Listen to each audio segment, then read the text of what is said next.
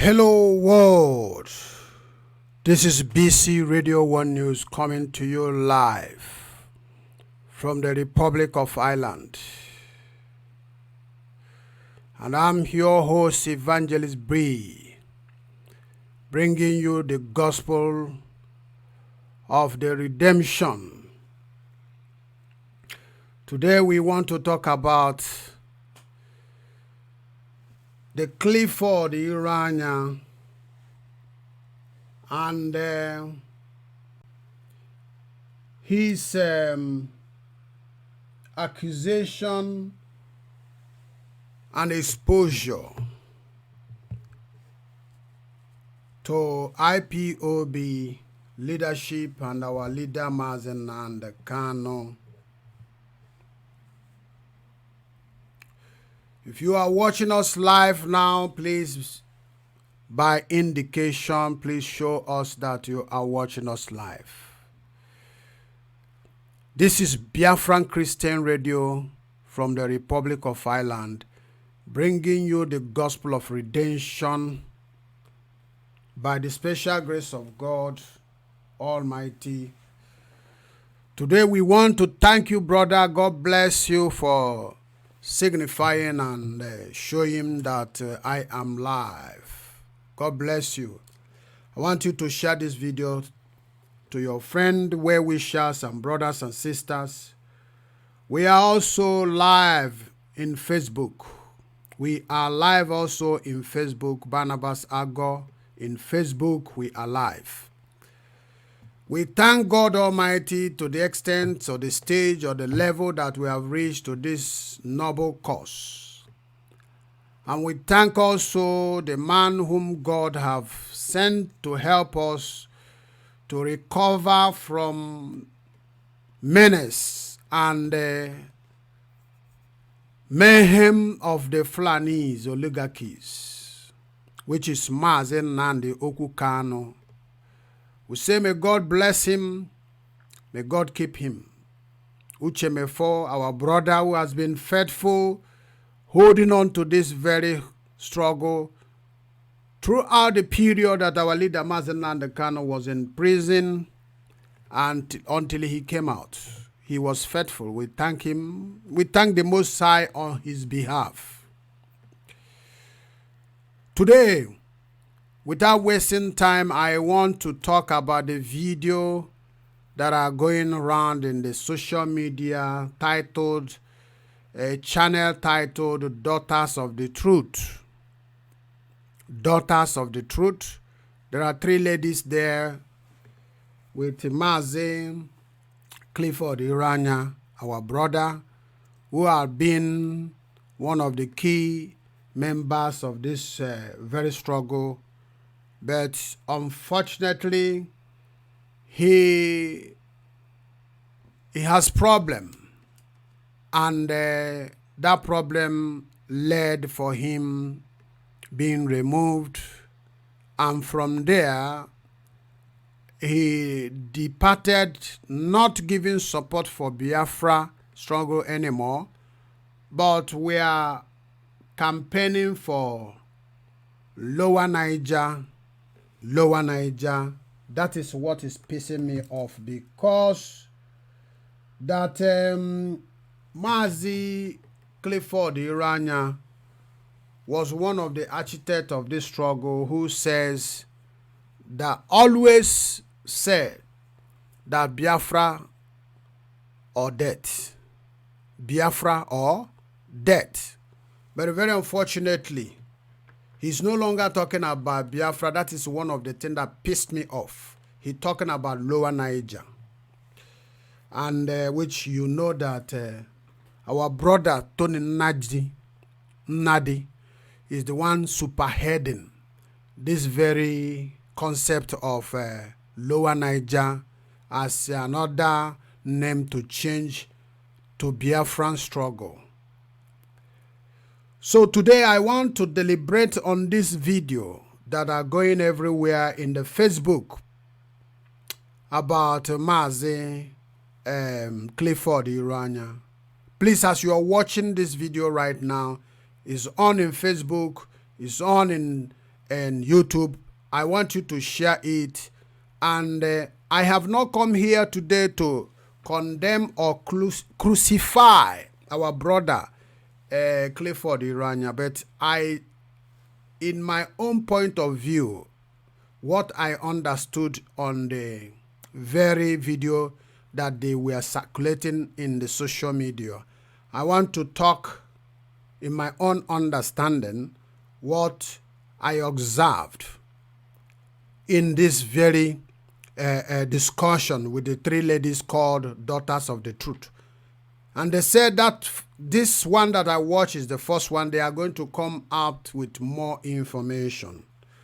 And one of the things that makes me to give me interest in having discussion on this very matter is as a result of some of the elements of which he called the truth that he wanted to project to the public, which some of the things are not supposed to be bring into the public domain.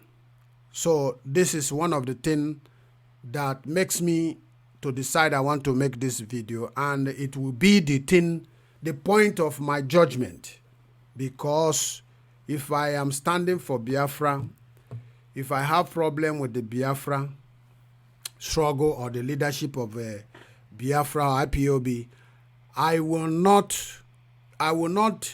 be kicking against this very organization, because this organization is something that pertains to life and death. It's something that have claimed 6 million lives. And if I, because of one offenses or the other, now begin to attack this organization, it means that I have no respect to those of us, our brothers and sisters who died in the 67 to 70, those 6 million people. I have no respect to them. That's what it means. So if I am angry that something is not going wrong, what I will do, if I want to say something about it, I will be very technical in what I want to say. I will be throwing some blame in a way as an encouragement for someone to be able to hear me and make a change. Not coming to attack. Straight attack is what I don't like with what some of the Igbos or people from the former Eastern Nigeria or people from other ethnic groups, the attack they are giving to the issue of Biafra is where they get it wrong, and this is where I don't like it. So today, I want to go on to begin this because I have some notes that I've jotted down, some of the points that Clifford Ironya listed out in his discourse about his grievances and anger, why he's coming to expose Mazi Nnamdi Kanu. There are so many important things he says there. I'm going to make my own judgment. Like I said, I've not come to condemn him, neither have I come to crucify anybody. Because I think no matter what, the way I'm seeing the Biafra issue and the attack that's coming from left and right, east, west, and north, is that we need unity. To my understanding, we need unity, because the things is getting out of hand, and Satan is trying to use so many people to destroy effort that people have made. Since this struggle from 2012 till now, a lot of Biafran have died. They have given their life. So many people have given their life. And those lives that have lost, we must take it seriously. So whether from Mazi Nnamdi Kanu that there is any problem or issue that is not handling very well, that's why we must be praying for him, that God will give him wisdom. And those that are advising him, that God will also give them understanding in order to advise him very well. Because all this effort we are making, we don't want to see it put on the mud. We don't want the enemy to laugh us. We don't want the enemy to mock us at the end and say we have lost it again. It pains me when I see brothers coming up like this with some of what we call the classified information or secret information, exposing it in the public. If you love Biafra, there are things you don't say, and there are things you don't bring into the public domain. You can criticize, and criticize with intelligence, not to criticize with grief, anger, bitterness, and every form of showing grievances of what somebody have done to you. Biafra issue, the position you hold on to before, or you have held on to, is not do or die. So in company, they relinquish people, they dismiss people, they retrench people, and all sort of things happens in the company. You are not going to be attacking the company. The only way you attack the company, if there is any money they are holding onto that is belonging to you, that is your right, you can go there and attack them to give them with a lawsuit to get you that money. Please, once again, this is BC Radio 1 News coming to you live from the Republic of Ireland. I am your host, Evangelist B. Please, if you have not subscribed to my YouTube channel, it's called BC Radio 1 News. Please subscribe right now so that any information or update coming as regard to the struggle of Biafra, I will be bringing you update. You can follow me in Facebook also. We have a Facebook page which is called BC Radio 1 News, but we have not started using that one, but you can search it. But right now I am streaming also live in Facebook called Barnabas Ago. Yes, please, if you have not subscribed, you are following me in Facebook, please subscribe. Look for BC Radio 1 News in YouTube and subscribe. If you like our video, our streaming, our discussion, please, I want you to give us thumb up.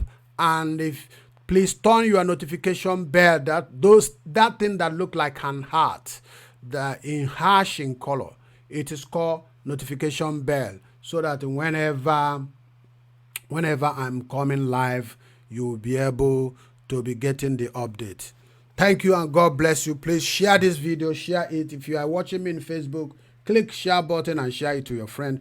The topic of today is to talk about Clifford, the Ironya's dilemma about Biafran struggle and the competitions and all the issues of removing him and the problem that he has in Biafran leadership. We want to talk about it. I am not a prophet, I am not a magician, but I want to talk about this issue based on the video that I've watched. Clifford Iran is our brother, even though that he is coming up to expose the things that is supposed not. So that's what I want to correct him that is going wrong. And there are some claims that he made as well, which he did not understand the implications of those claims. And I hope that this video today will help him to understand there is a fault there that I observe. There is a problem there that I dictated, and I want him to admit it, whether he is the one behind it directly or indirectly is behind it. I don't know, is best known to him, but I want him to understand. And also that all those gang up with those women coming out to talk about ill against the struggle, against our leader, calling him crooks and calling him rogues, is not necessary. Those strengths and those academic possession that he has, like a PhD, he should have used it to invest into the struggle or open a different chapter of the struggle and begin to tell people about it, and people might sympathize and begin to follow him. In fact, to bring a new idea, new ideology on how we can be able to get this Biafra at the best of it all. So you are welcome once again to this program, BC Radio 1 News from the Republic of Ireland. I am your host, Evangelist B. Today we want to talk about Clifford Ironya.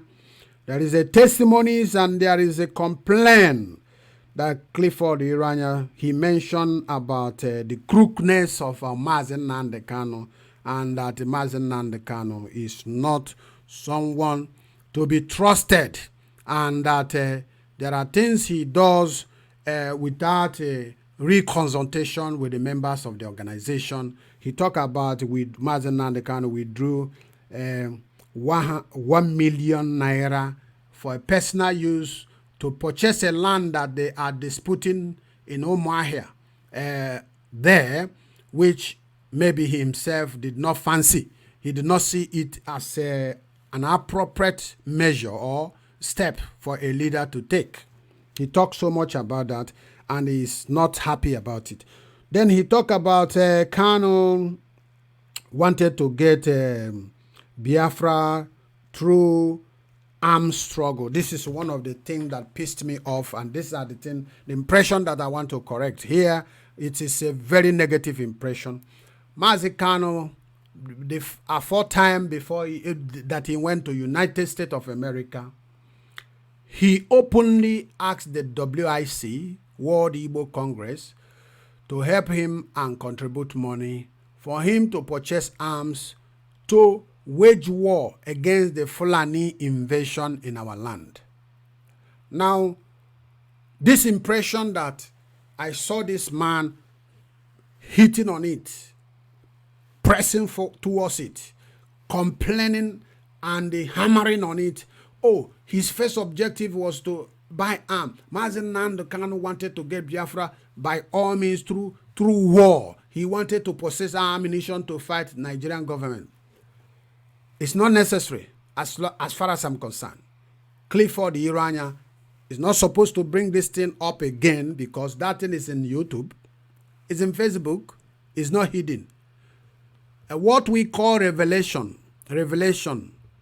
is a secret. What we call revelation is secret revealed. Revelation is secret. So what he's trying to do now is that he is trying to bring a revelation. But this is no longer a revelation because this is an outdated revelation. It's a repetition of what has happened before. Mazi Kanu, the day he was soliciting for money, for assistance from World Igbo Congress to purchase arms, he did it in the public. People were videoing him live and it was in the Facebook, right? So why I am not happy with Clifford Ironya? Remember, Clifford Ironya is our brother. He has put many effort. He has put his money. He has put his strength. He has put everything in this struggle. Remember that. So I want to be rational. Why I am not happy with this revelation, this repetition of something that happens before, is because I am seeing it as an attack. I am not seeing it as something, oh, I want to complain that our brother shouldn't have come to talk about arms, that we don't need arms. Because there is no time that Clifford Ironya came in public those days and said, this soliciting for the arms in public is absolutely wrong. There is no time he came up to say it. There's no time he came up to oppose it. There's no time he argued with the people or the members of DOS or whatever that this solicitation for the arms is wrong. Though he is trying to explain now that that solicitation for arms was not something that's supposed to be done in the public. But this is just what he was telling us right now, because before we never knew his mind, his intention. He was following Mazenand Kanu. Now, for him to be coming with those ladies saying that, oh, he solicited for arms, oh, he wanted to farm Nigerian government, is like a gimmicks, mockery. He's trying to mock the organization. He's trying to like saying, oh, I am now coming here to expose him. I am witnessing that he was actually saying that he needed arms to fight Nigerian government. It's like a kindergarten ideology, thinking like a child. You don't need to come and say that about that one anymore. We don't need it. That's why I say revelation is something hidden, God revealed to somebody, or something secret you find out. Something secret was somebody was conducting something secret in an organization, and you belong to that organization, and you come up and say, I want to reveal this thing. It's a revelation that the people around this organization doesn't know, but I know it. You reveal it. But this is something that a man did in the open, in the public. It's not hidden. Why are you coming with women and be talking, oh, he wanted to fight Nigerian government? Are you telling Nigerian government that, oh, it is wrong thing for us to acquire arms when the Fulanis, the Janjaweeds are having AK-47 with their cows coming to Allah? Are you telling the Igbos, the Biafrans, that Mazen Nnamdi Kanu was wrong soliciting for arms to defend? Those things that he was asking for the arms, are they not happening today? Are we not seeing it? Is Clifford Ironya not looking back, contemplating, thinking, and gazing what Mazen Nnamdi Kanu said previous years, last few 4 years, that I am now seeing those things? It's like a revelation coming to pass right now. So this is where I say that Mazi Clifford Ironya is getting it wrong. I don't accept that, and I would advise him not to continue this revelation, because he said there is more that is coming up.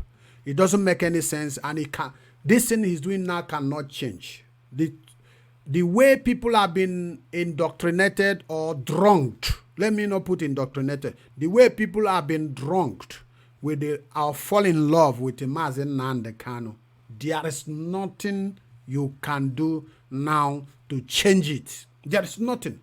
All this exposure, the things you want to expose, begin to tell us what will happen when you went to Israel or when you went to people that are in Ukraine.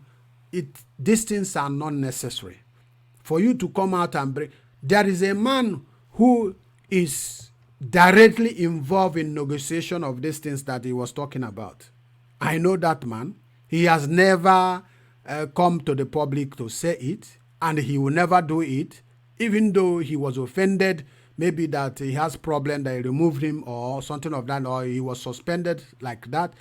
The man, as a wise and intelligent person, have not come out to the public and say, okay, I am going to expose what happens. Oh, we negotiated for arms in Ukraine, and because of that, Mazen Kanu did not bring the money for us to pay, and I was very angry. The man did not come. He have not said anything. He have not told us. But you yourself is the one that he told, or somebody else told you, and you decided to come to the public. So I said, telling us that Mazen Nnamdi Kanu was soliciting for arms is wrong. Mazi Clifford Ironya, it is not a good idea. I want to tell you the truth, and I want you to stop coming up with any other revelation, because it will not going to help you. I am telling you from the beginning of this video now, you say you are overlearned, the same language that Ankyo Briggs use, that makes me mad. You are overlearned. If you overlearned, you act like a learned man. Don't act like a market gossiper, a woman that gossip in the market. And don't go and form an alliance with women. Women can talk recklessly. If a woman in the house, like your wife, if you offend your wife, there is nothing on earth your wife, that moment of bitterness, that she will not tell you. So if you are a man who have no emotional control, who cannot control his emotion, that is where people are beating them and falling into trap of the society. We belong to police coming to your house, which is a disgraceful thing. All right? A woman can say something now, in the next minute she changes her mind and begin to plead and beg you and say she's sorry. They are too emotional. That's why the Bible says they are weaker vessels. So for you to go and form an alliance with the women and wanting to say you are exposing the leader, and they are now look at them, the people who say they are daughters of the truth. You are daughter of the truth. You are mocking somebody. You are abusing him. How truthful are you? What type of truth are you? People can see three of them that they are not for peace. They are there just to cross-examine and question and abuse, attack. That's what they are doing. Is that the type of thing that a PhD man will be doing? No, I don't encourage you to come up with any other new video, because it is for your detriment. It is not, because the more you are doing the video, so long as you are not standing on the truth, that people will be seeing you exposing yourself from your own word. You're exposing yourself. Like I have found some fault in your discussion, that you made a lot of mistake. Even if you did not make it directly, you might have made it indirectly, but we are going towards that anyway. You question about why Khan was arrested. He wanted to tell us the truth about who behind his arrest. Yes, and you said that the arrest was caused by a man called Chimezie Onuasanya. Chimezie Onuasanya. That these are people who collided or collaborated with that's the right word to use, with the Nigerian DSS to arrest Mazen Khan was following him. Okay, after this guy have spied against Mazen Khan, revealed Mazen Khan, made Mazen Khan to be arrested. Today is Mazen Khan in the prison? No, the answer is no. There are actions we may take that at the end we will regret that actions. That Chimezie Onwasanya now, by now, he must have been regretting why, because upon all those moves, all those trends, all those sabotage he did against Kano, did it work? Did it materialize to anything good to him? No. Mazi Kano was arrested. Mazi Kano was released. Mazi Kano was moving freely in Nigeria. Mazi Kano, when they came attack him, he ran away. So he's alive today, and he is still talking about Biafra. Since from the time that they went to Mazen Kano house to shoot randomly and kill so many people, 28 people they said they killed. Check the growth of the followers of Mazen Kano from that time till now. It has multiplied. Check about the support of some of the Igbo leaders or some of the some traditional rulers or elders in Igbo land, both in Ogoni, Calabar, the growth of people following him, it has multiplied. Check about the comment that people are making concerning Mazen Kano as regard to all the revelation that he was given to Nigerians. Check about it both in the northern side, both in the western side, both in the Biafran land. You can see that the man is famous more and more. More and more. Even prominent people are calling him prophet. So that Chimezie by now would have been regretting the things he has done. He must have been regretting it. So sometimes, coming out in the public to expose somebody or to disgrace somebody does not actually solve a problem. It makes your enemy to be promoted more and more. Right?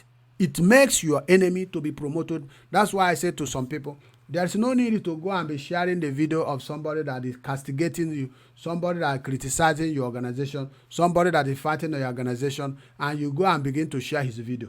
The moment you are sharing his video to your people and people are commenting, what you are doing, you are building traffic for him. You are building traffic in Facebook. You are building traffic because what I call traffic is the number of people that are watching him.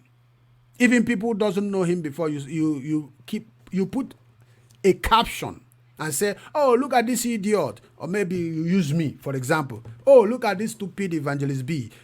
Look at what he was saying the other day. Somebody who never know about who is called Evangelist B. The moment you wire the thing, the person have known about me. So that is not also good, He's trying to use this thing as exposure, and he's trying to use it as a means of justification in order to justify that there's people who have done something more bad to Mazen Kano, but they are not being crucified. It is only him who have put his money here and there, and who took a risk going to some countries of the world for the interest of the Biafra, that is now falling a victim. So let's continue. Why was Kanu arrested? He said a man in Ukraine who has the military all kind of military what is it called, information, the inner caucus of the Ukraine, or the people in top ranking officials in the military, who the guy came across and negotiated about how to supply arms to our organization IPOB in order for us to use it to fight for our freedom. And eventually it happens that Mazen Nnamdi Kanu, according to Clifford Ironya, disappointed them. He did not bring the money. That the very day that Mazen Kanu was arrested in Lagos was the very day that he's supposed to be in Ukraine. So what transpired that he went to Nigeria instead of coming to Ukraine. He is now calling it a sabotage, that Mazen Kanu sabotaged him and them, that he did not attend the Ukraine meeting. Because to me, I'm a kind of aware of this thing, because the guy in there, we talk as well, and they raise this issue as a grievances, that it happens that they have risked themselves to go to the authority and speak to them, negotiated to them, and eventually the leader changed his mind to travel to Nigeria without telling them. And eventually the whole issue was knocked down. There are some certain steps that people, or measure that people will take in an organization. When you are sending somebody to an organization to represent you somewhere, you must be very careful. Don't use the life of people and put it in danger, because the people the people they met is a secret service agents in that organization, in that very country. God gave us every opportunity to come in contact with such people, which if we had if there is no money to say, I'm talking to our leader now, if there is no money to purchase or to deposit for that thing, I will tell the individual that there is no money, and I am having another journey that I want to take right now that is very important. Let's keep this one. Just be talking with them, hold them ransom by engaging talk with them. I wanted to do something else. I will come back in so time. It's very important, because in as much as you want us to trust you, in as much as you want us to believe in you, we have to believe the people also that we are working with. It's very important. Very, very important. It's like a woman that you are living in a house with right now. Your wife. You are telling your wife everything, but there are things you don't tell your wife. You are communicating on the phone with somebody, another woman or another lady somewhere. And eventually one day you left your phone at home. Your wife will look at your phone and find out that in this phone there is a ladies that you are communicating. She kept quiet. Some women may ignore it for some time, but now be monitoring that phone, following that phone up. Every time she will be looking and seeing this woman or different woman. If the woman have trust of 100% before you, that trust will go down to 40. She will keep it to herself. She will not let you know. She will be monitoring you. Some people will be too emotional. They will accuse the man. They will shout and scream. Then the problem begin there.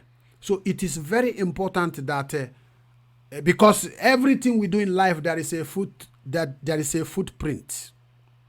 Everything we do in life, there is footprint. Those footprints are spiritual footprint. Only God sees it.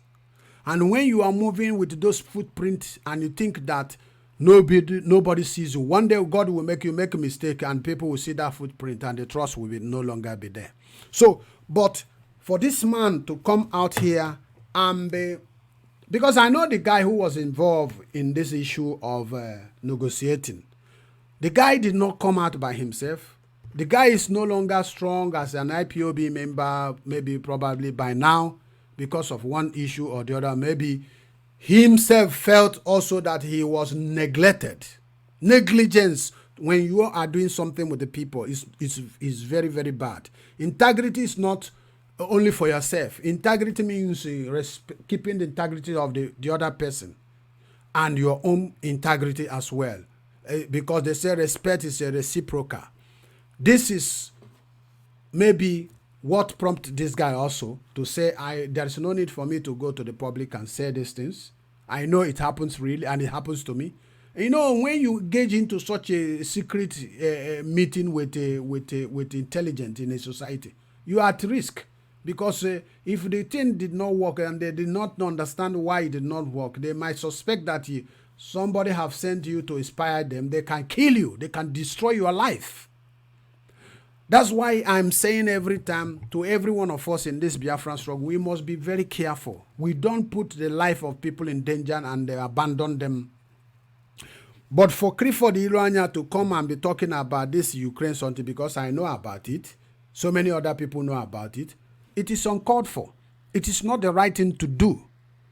Clifford Ironya I used to reply his Facebook whenever he's attacking and say, remember, you say always Biafra or death. Where is Biafra or death now? If you say Biafra or death, you are a man of integrity. You have to maintain that integrity. You have to be there 24 hours in a day, that Biafra or death. But suddenly, because you have problem with Mazen Nnamdi Kanu, you went now to Mende and Lower Niger. Lower Niger was not the reason why we fought Nigerian civil war. Lower Niger, as far as I know, as far as I've heard from Tony Nnadi, is a new brand ideology on how we can defend and fight ourselves in Nigeria and have a kind of confederacy.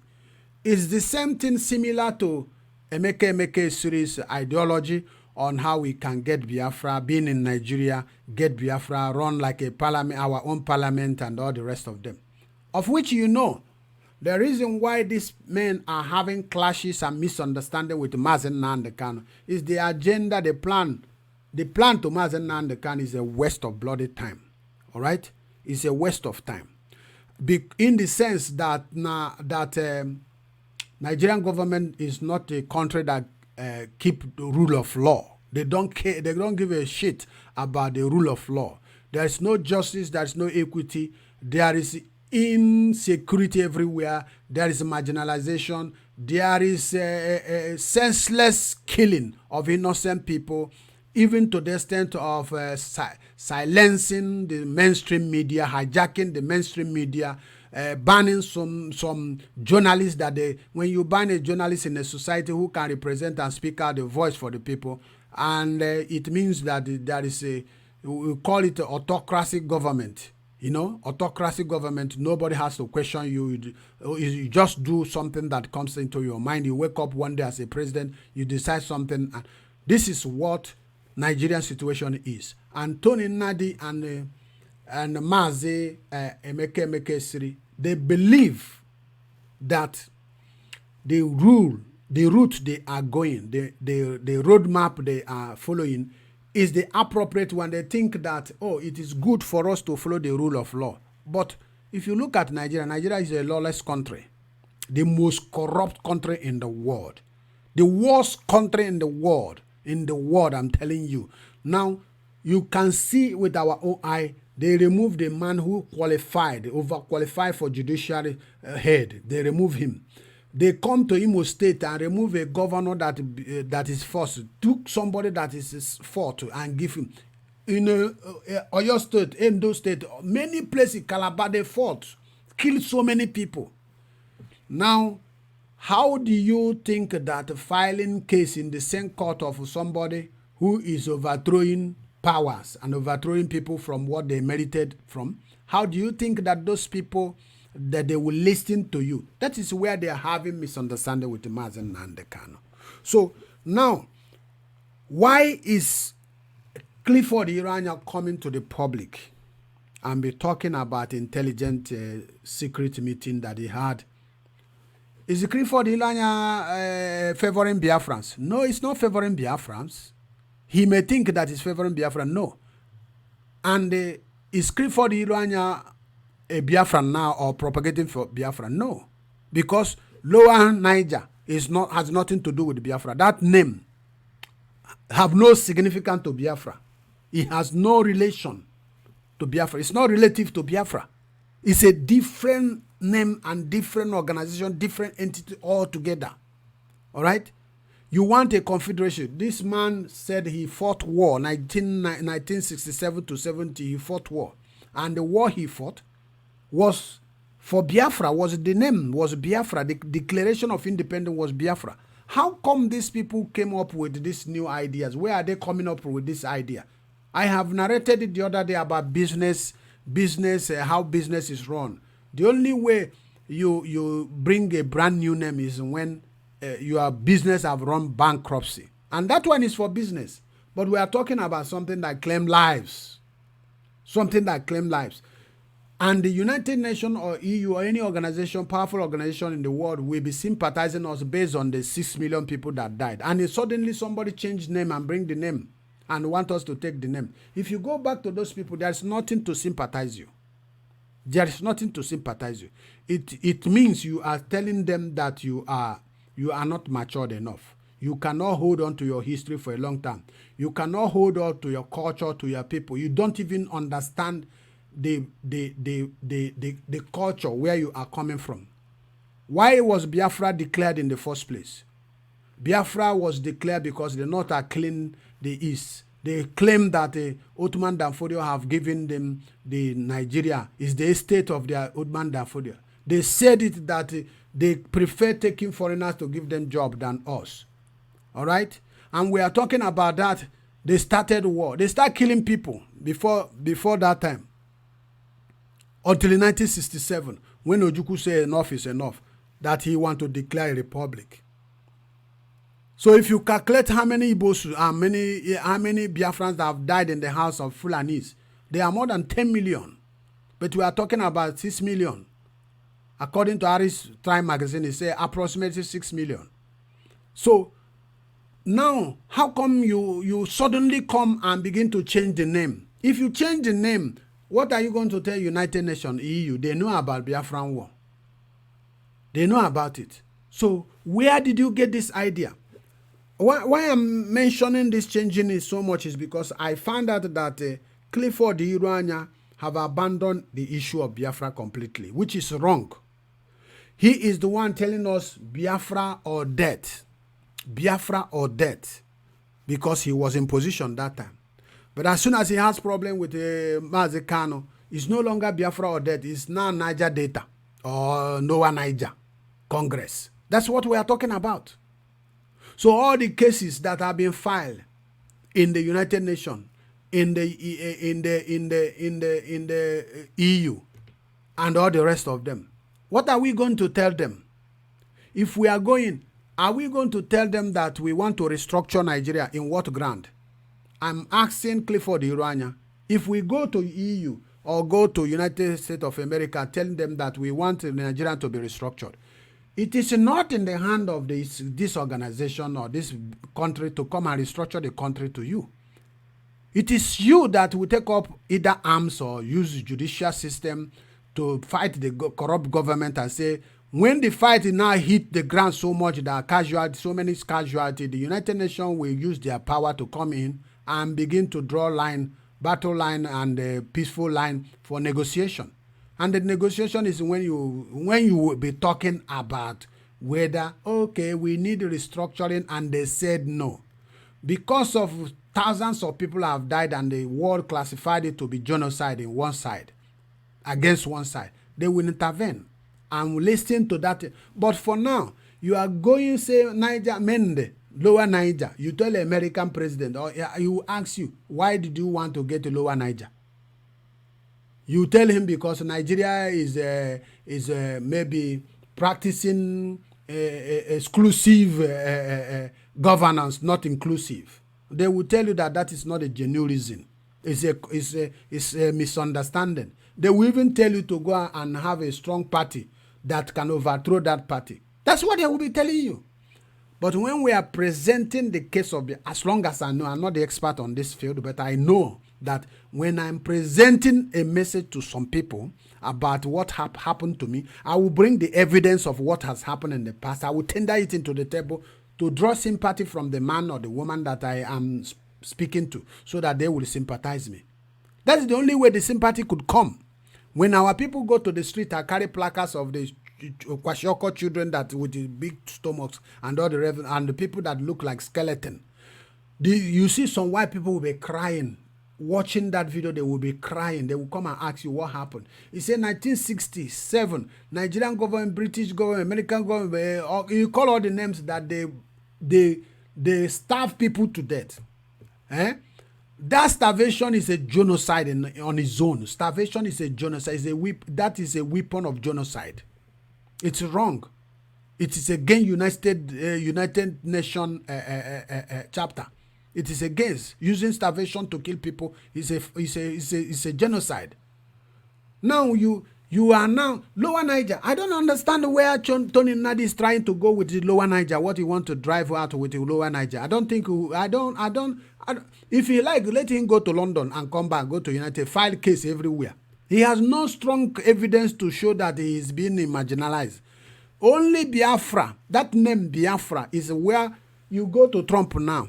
Trump know the history of Biafra. He knew how many people that died, millions that died. British government that are pretending they knew that they commit genocide there. In EU, they knew that they supported Britain to kill millions of people. They knew it. So think about normal, sensible human being. You are going to this organization. You tender a report of what you felt is your reason you want to leave Nigeria.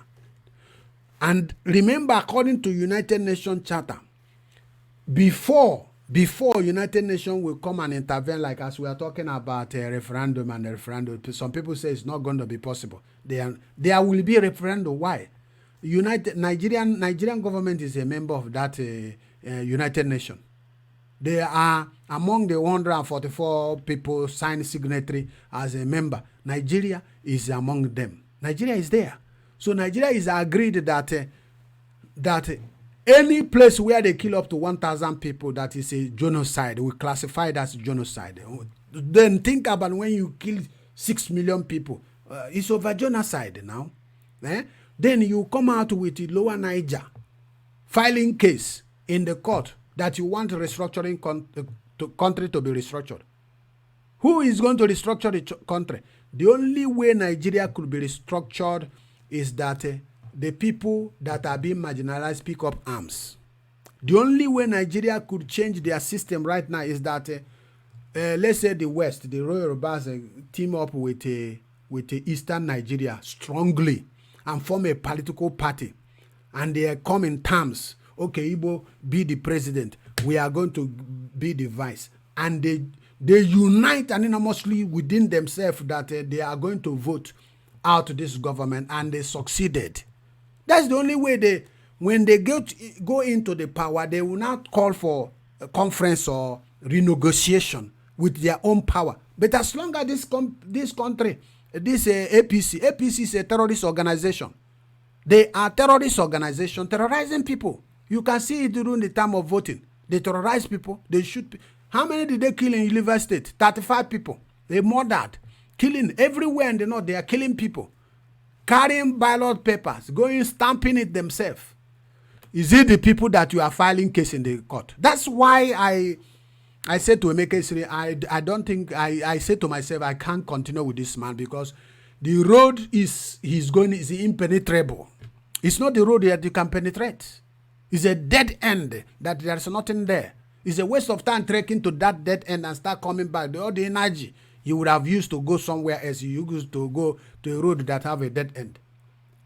So the Clifford, the Ironya, coming to talk about the exposing what happened to Israel, how he met these people.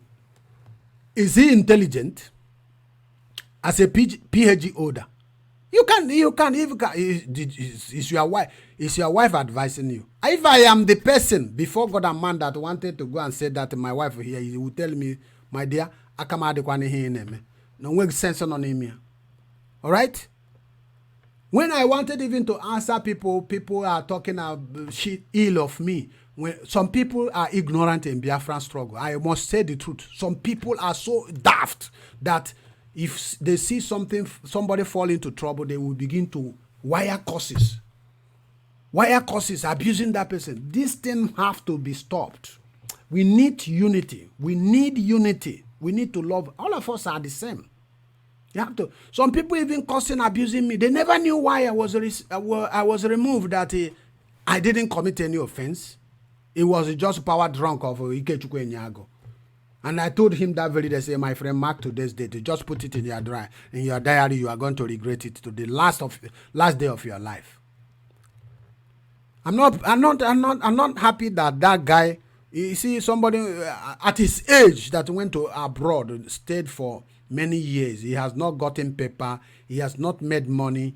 His father died that period. It happens that he went with that period to bury his father and has problem with him. Only two of them knows what is their problem. We don't know. I don't know. All right?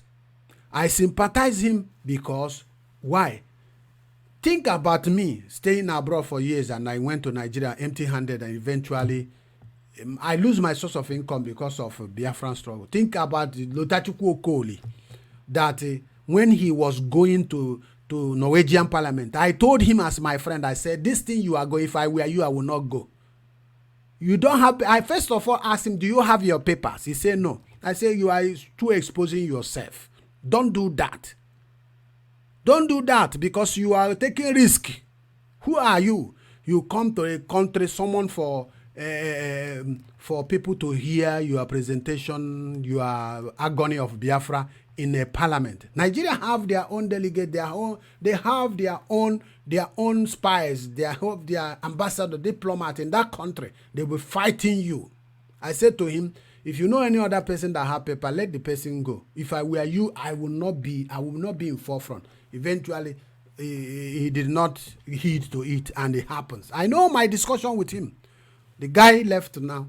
He was deported as a result of Biafran case. He went to Nigeria, now suffering.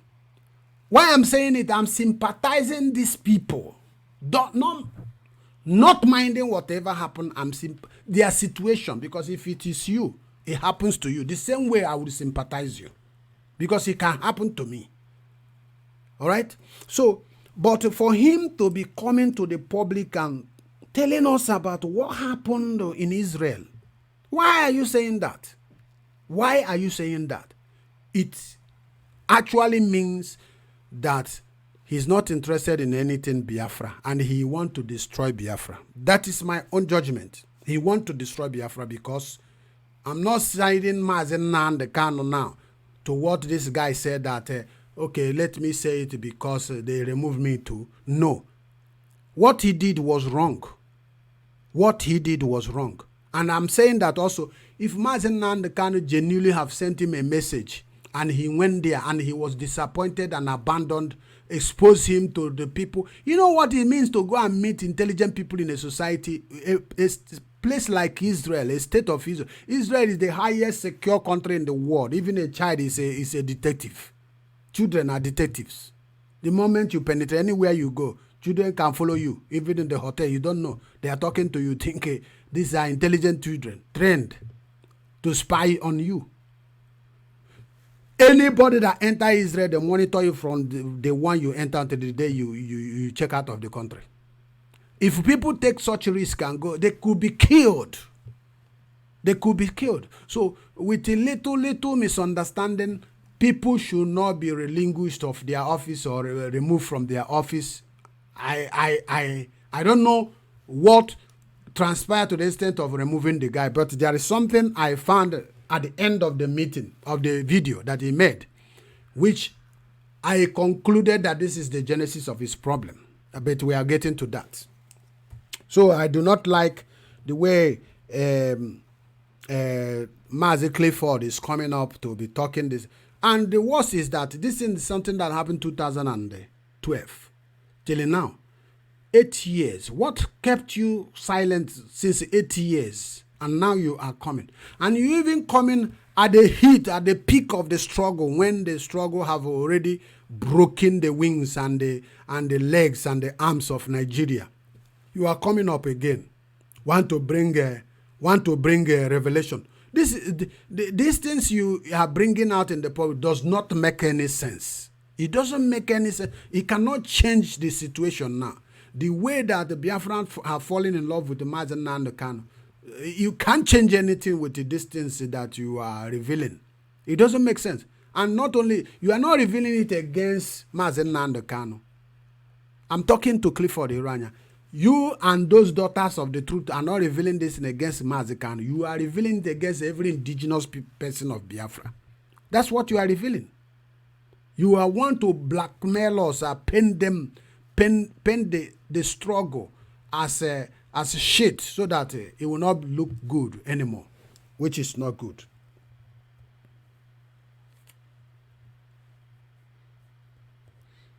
So he talked more about Kanu was to go to Ukraine to pay deposit for ammunition with the people authority they have secured. Why coming to the public to tell us that we went to Ukraine?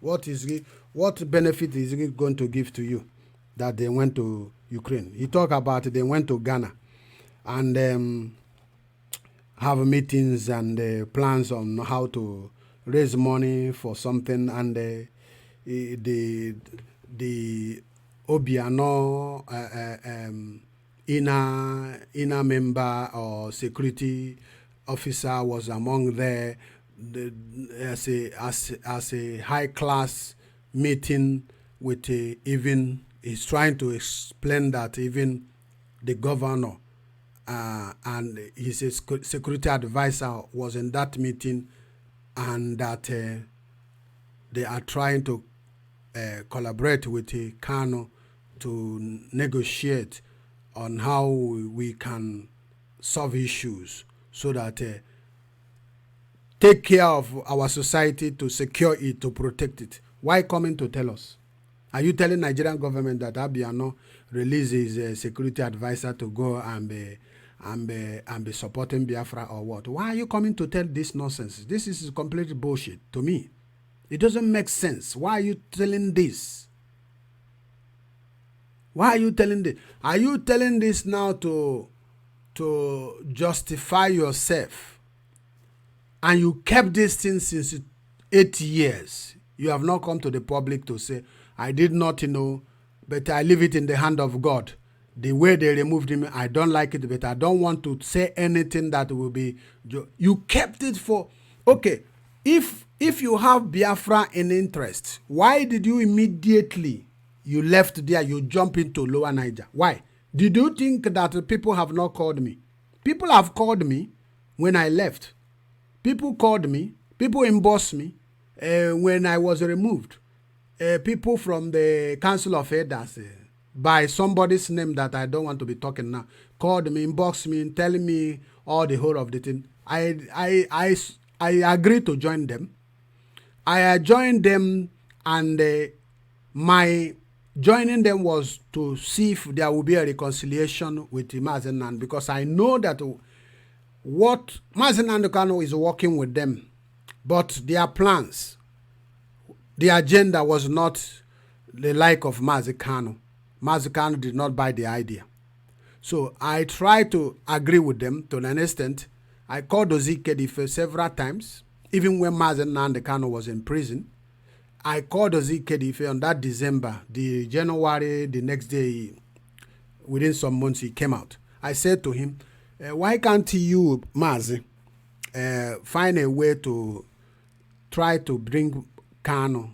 You people should support to bring him out so that if he comes out, then we can discuss on how to be united again in order, because I don't think that this division is so. I did not go there now to stand fighting against IPO, because I know they were, Mazi Kanu was talking about Council of Elders, that we have Council of Elders, introduce them to us, we know them.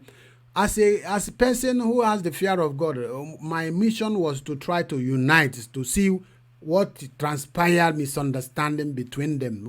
How can we reconcile things? I did not go there to go and join another party to begin to pursue against, criticize the IPOB. No. I called him on that December. I said, he was eating. He said, okay, is he Barnabas? I said, okay, I'm eating, but go ahead and talk. I will listen to you. I said, Mazi, can't you help to bring our leader out there? he now begin to explain all his grievances or what Kanu have done to him. I say, Mazi, leave it. And this man is your child. Now he say, okay, that is going to do. He gave me one proverb. Say, okay, that what he's going to do now, that when ufu or cat catch pursue no ufu an animal that eats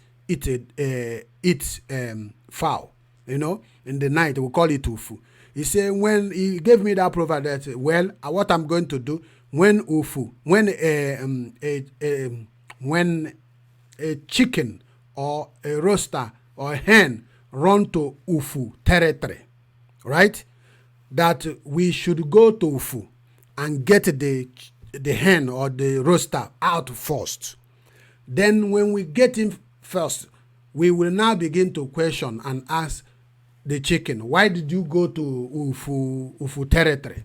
I say, thank you, Mazi. This proverb now have sounded very interesting and is logical.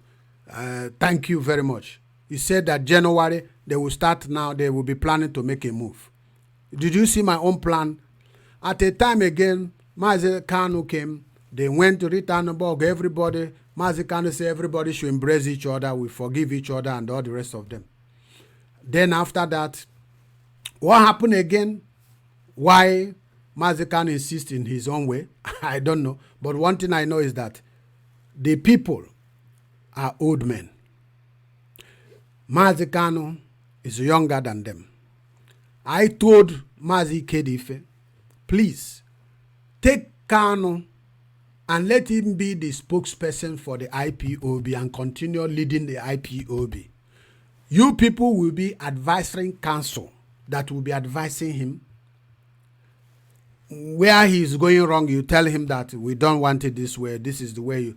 And also, you people should be outspoken because Mazi Kanu is complaining too much that you guys are not talking why they are killing. Fulani is encroaching, killing people. You are not saying anything. That style is not his style. He doesn't buy that type of idea. And he objected in total.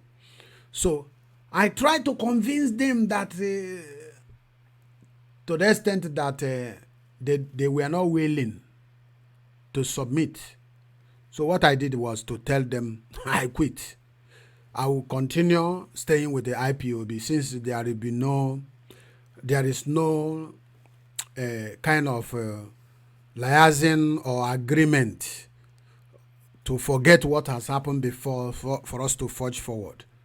I did the same thing to Emeka Isuri, told him how he can work with the Kanu, use that legal means, pursuing legal means, and the Kanu will be on the air talking vocally the way he's talking, because the reason why we need two of you is in the legal side of it, you'll be doing very well, and in the other side, talking and defending our people. Because Kanu said that he want to sensitize our people. That's what he told us from the beginning. I want to sensitize our people. That's why I'm talking the way I'm talking.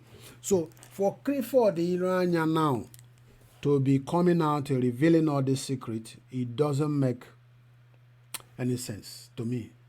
And they are mocking Kanu that he doesn't write his speech, that he's the one that writes speech. President Trump doesn't write his speech. Boris Johnson doesn't write his speech. Queen of England doesn't write his speech. No president writes his speech. Right? They have people who are talented in writing. There are people who are expert. That's why companies where the boss doesn't go to school, he will employ a secretary. What is the work of the secretary? The secretary is to do every documentary things. So it's not something you come. They say, oh, are you going to, he say he's a PhD, that is an undergraduate. It doesn't make any sense. It's like a child talking to me before God and man. You're not supposed to come up to be talking that shit. It's like a child. And those women ranting there and mocking and saying he's a criminal. He doesn't go to, I know he doesn't write. I may not know how to write. But I have gone to school. I have idea. on what to do, and I don't know how to write it, I can employ somebody who is a linguistic graduate or expert, somebody who can speak English more than me, who will write it to me. When he writes it to me, he will give it to me. I will recite over it and over and over. Do you think to give presentation is good? Is easy? Myself that is talking here. Do you know why I can talk properly here and I can express properly? I've been an evangelist. I've been talking. Talking is my lifestyle. I've been preaching. So that is it. So you cannot say, there are things, there are levels I will reach in life or in politics if I go into politics. I need a political scientist, even though that I've gone to school, who can help me. What if I bring up idea, what I want to do, I will just throw it, give caption. The person will just write it, bam. That's, I pay. I have my maybe oratory or spoken ability, which the person that is writing might not have it, but he is good in writing. The Bible says in the house of God there are vessels of honor and vessels of dishonor. All of them work together to harmonize things and make things and put things in proper perspective. So those ladies coming out there to say he doesn't know how to write, that means they are not even educated, they are not intelligent, they are not wise. Even Mazi Clifford, he does not show professionalism in your PhD that you come to mock him that he doesn't write. Which president writes his speech in the world? Who? In companies, who writes? The secretary. There are people who are experts. There are companies, even they don't have secretary, they use freelancers. You know freelancers? The people who are working from home. They give them what they want to write. They write it for them and send it to them. Will you say the man is not educated? He is not talented, or he is not at the level of writing. But he knows very well what he wants to do. He can communicate it with his own language and tell the writer, the English language. So coming to tell that he's not a writer, you write his speech. What sense does it make? No, that is not a way of presenting or justifying the whatever grievances you are expressing, or you exercising, or you're feeling that they have done you something wrong. No, it's like a child. So we knock that one out. You talk about he repeated arms dealing again. That's the second time he repeated it towards the end of the video again. He said, I can swear, Mazi Kanu solicited for arms. Are you telling Nigerian government that Nigerian government have already said it with their mouth that they saw the video where he's soliciting in America to give them arms? It's not a secret anymore. So why are you coming to bring it out again? You see where you are making mistake. I am not crucifying you here. I am telling you your mistakes. You don't supposed to do that. And the next video you say you want to do, don't continue doing this video because you are exposing yourself, and there's nothing you can do now to justify yourself that you are free, that you did not do Mazi Kanu anything wrong. There is nothing you can do. So let me rush and round up here. You talk about Mazi Kanu, the interim government of Anambra State working, and the British government petition of somebody called AC Norom Doctor. That is where I'm going to conclude this very discussion. It's a very important place that I want to talk about now. This is where you make mistake. If anybody knows Clifford Ironya, I said I have not come here to condemn him. I even, if it is possible, Mazi Nnamdi Kanu to reconcile with everybody that I've gone at. I've said this so many times. Bring them back. Let us forgive whatever. Let us continue march on. One person does not run an organization. Organization that are successful is a cumulative effort of different brands.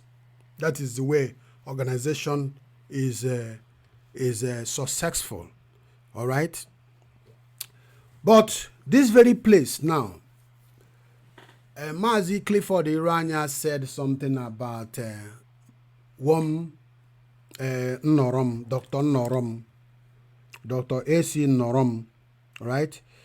He said he's based in the United Kingdom, and Mazi Nandekano, as he was in the prison, was having bad stomach ulcer, and was nearly dying.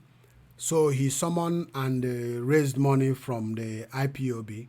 They sponsored this, transport this Dr. Norom to Kuje prison and all the rest of them to see a way of administering some medicine or a means of helping him, and also for that doctor to help because he has connection to British government in order to help him to talk to the diplomat in Nigeria to help the release of Mazi Nandekano. And this Dr. Norom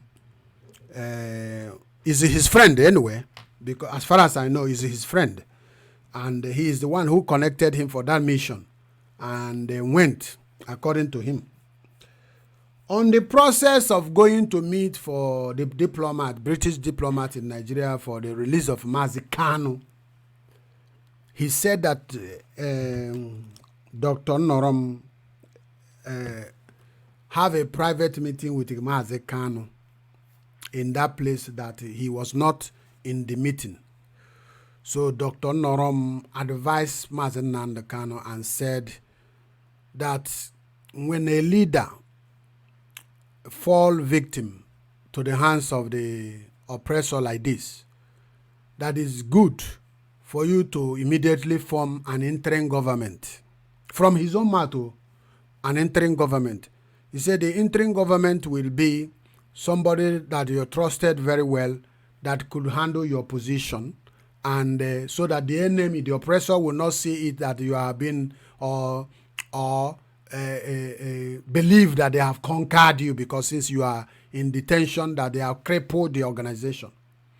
So this in Norom, he said, Mazi Clifford said Norom did not tell him, did not inform him, all right, when he did this discussion with Mazi Nandekano, and solicited on behalf of Mazi Iroanya, Clifford Iroanya, telling Mazi Nandekano that he should form an interim government. And that Dr. Norom have, according to what Clifford narrated, he said, I have weighed the whole IPOB. I don't find anybody that is capable of handling the interim government that I was suggesting, if not Clifford Iroanya. All right? That Mazi Uchemefo, in his own observation, is nothing but a radio technician. So I was sympathizing Clifford Iroanya from at the beginning of his narratives, all the danger he came across, all the danger he met on the way to Israel, and all the effort he put into the struggle. And eventually I was sympathizing until when I came to this very point where Dr. Norom was soliciting for Mazi Clifford Iroanya to become the interim government or interim leadership of the IPOB. And the doctor solicited and said that Uchemefo is nothing but radio technician. So therefore, Dr. Norom wanted Mazi Kano to remove the position of Uchemefo and place Mazi Clifford Iroanya in the position of leadership, overall leadership, until he comes out. My brother, look at this situation now. This is where the problem comes.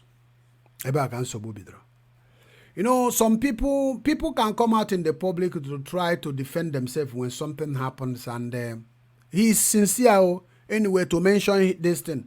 Even if I were the him that are giving this narrative, my brother, I will not mention this, I will not say it. Lie, lie, lie, lie, lie, lie. I won't say it in the public. God forbid I cannot say it in the public. I will not even come out to mention this thing. I tell you before God and man, I will not do. Because this is where the problem is. It's a technical issue here now. Clifford Ironya was the one who introduced Norum to go and solicit for release of Nnamdi Kanu, British government, to help so that they can give him medication for his ulcer that is dying for ulcer. Remember, nobody know Dr. Norum. He says he's a member of IPOB somewhere. It was only Clifford Ironya know who Dr. Norum. Now, if you are a lawyer, for example, and Clifford Ironya came up with this argument and said that I did not tell Mr. Norum to speak on my behalf that I should be the leader of the IPOB. My brother, if you are a lawyer and you want to defend Mazi Clifford Ironya in this case, and Mazi Ironya bring this information and tender to you as evidence that it was not him, the lawyer will pinch himself first of all, and the lawyer will say, he will make a note. He will make a note. Yeah, but Clifford Ironya not know why the lawyer put a note down. Because this is a technical area in this matter. Upon all those narratives from the beginning to the end, reaching to this very point, you have something that implicated you. My brother, that's why I'm saying don't do another video. There is no need, because here, when you got to this extent, to this very point, I said to myself, now something is wrong here. This man has made mistake. That's why when I started this broadcast, I said he might have done something directly that implicated him, or indirectly. The indirect is Dr. Norum. Let's assume that Dr. Norum did not disclose the discussion or plan of the discussion with Mazi Nnamdi Kanu, and he did not tell his friend that I'm going to solicit on your behalf. Let's assume that Dr. Norum did not tell this man and eventually went and unveiled this secret or this suggestion. I say, my brother, I have looked at your situation now in this Kuje prison, and I want you to do one thing. I have looked at the situation you are now. You need an interim government. And who will lead this interim government? Is the man that I came with, that introduced me to you. Let's assume that Norum did not tell this man before he went to Nnamdi Kanu to discuss it. That is where indirect implication fall to Mazi Clifford Ironya on the side of indirect implication. The doctor have implicated Mazi, put Mazi Clifford Ironya in a suspicious way. Mazi Nnamdi Kanu being an intelligent person and somebody who is leading now, who might be afraid of somebody overthrowing him while he's in prison as well. And when this very thing come up, one now, what do you think if I were Mazi Kanu? There is no amount of, if you like, go to in front of Amadioha, will they use the name of Jesus to swear for me? If I were Mazi, I can never believe you that you are not the one who discussed this thing with Dr. Norum. Remember, you knew this Dr. Norum. You brought this Dr. Norum. How can I believe you that you have not been discussing the issue of the IPOB for many years and telling them their fault, their weaknesses, how strong you are with your PhD? He's not a PhD holder. As you are telling us, he doesn't write. That also implicate you, connect you to this thing where I'm talking right now, that you have imagined it in your mind. You have discussed it in your mind. You have thought it in your mind. You have decided it in your mind that this man is not qualified with the position which he's held in. And this time that is in the prison with this opportunity, let me see a way of shifting the power to myself.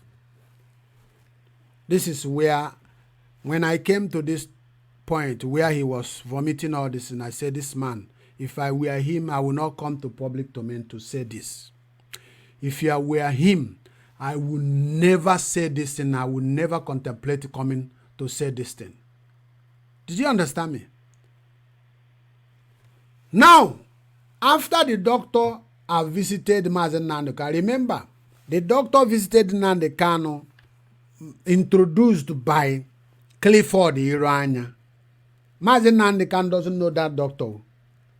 They came from England.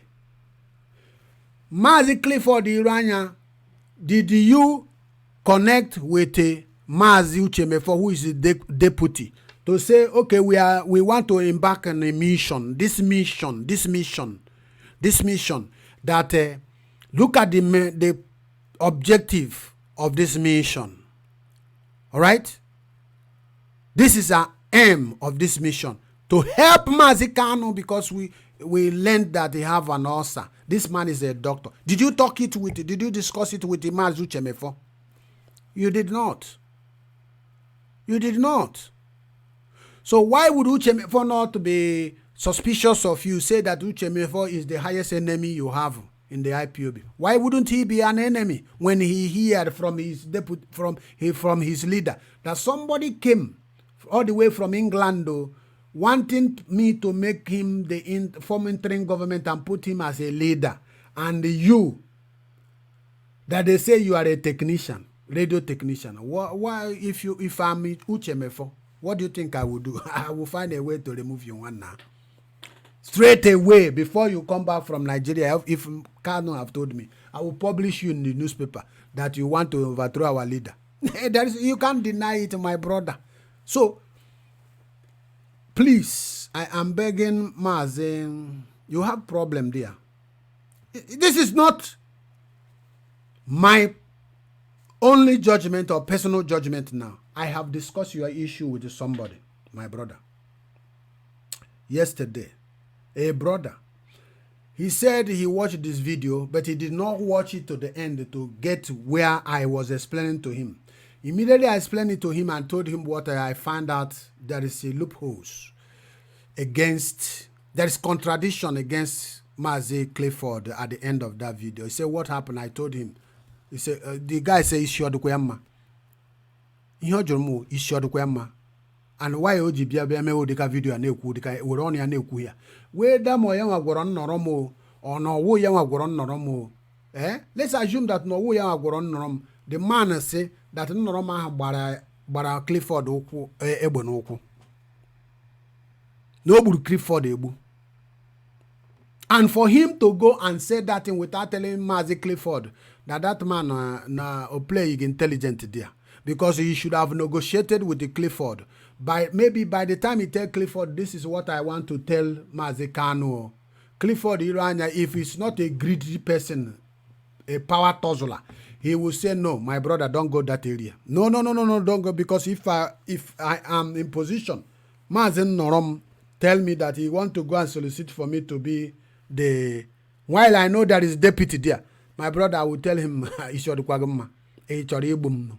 Ọgwụ ya erekwere m ga-ebu ụzọ kpọọ Maazị Kano na prison si ya na onye ahụ na-ekwe somebody chọkwara ikwu odiri okwu a ọgwụkwa m sendịrị ya o gọrọ onwe m si ya na aka m adịkwa ya.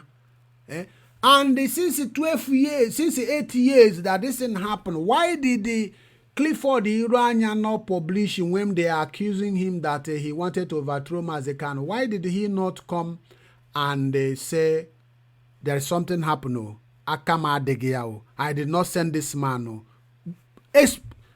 Though he is saying that the man did not tell him until after 3 years. It was 3 years' time that the man told him.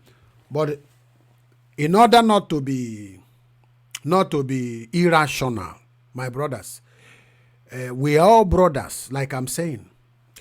I will not conclude that Clifford Ironya told Mr. Norom, Dr. Norom, to go and solicit on my behalf for leader to give order for us to form interim government, so that there will be. I will not conclude it, because if I conclude it, that means I am siding only side of Mazi Clifford Ironya.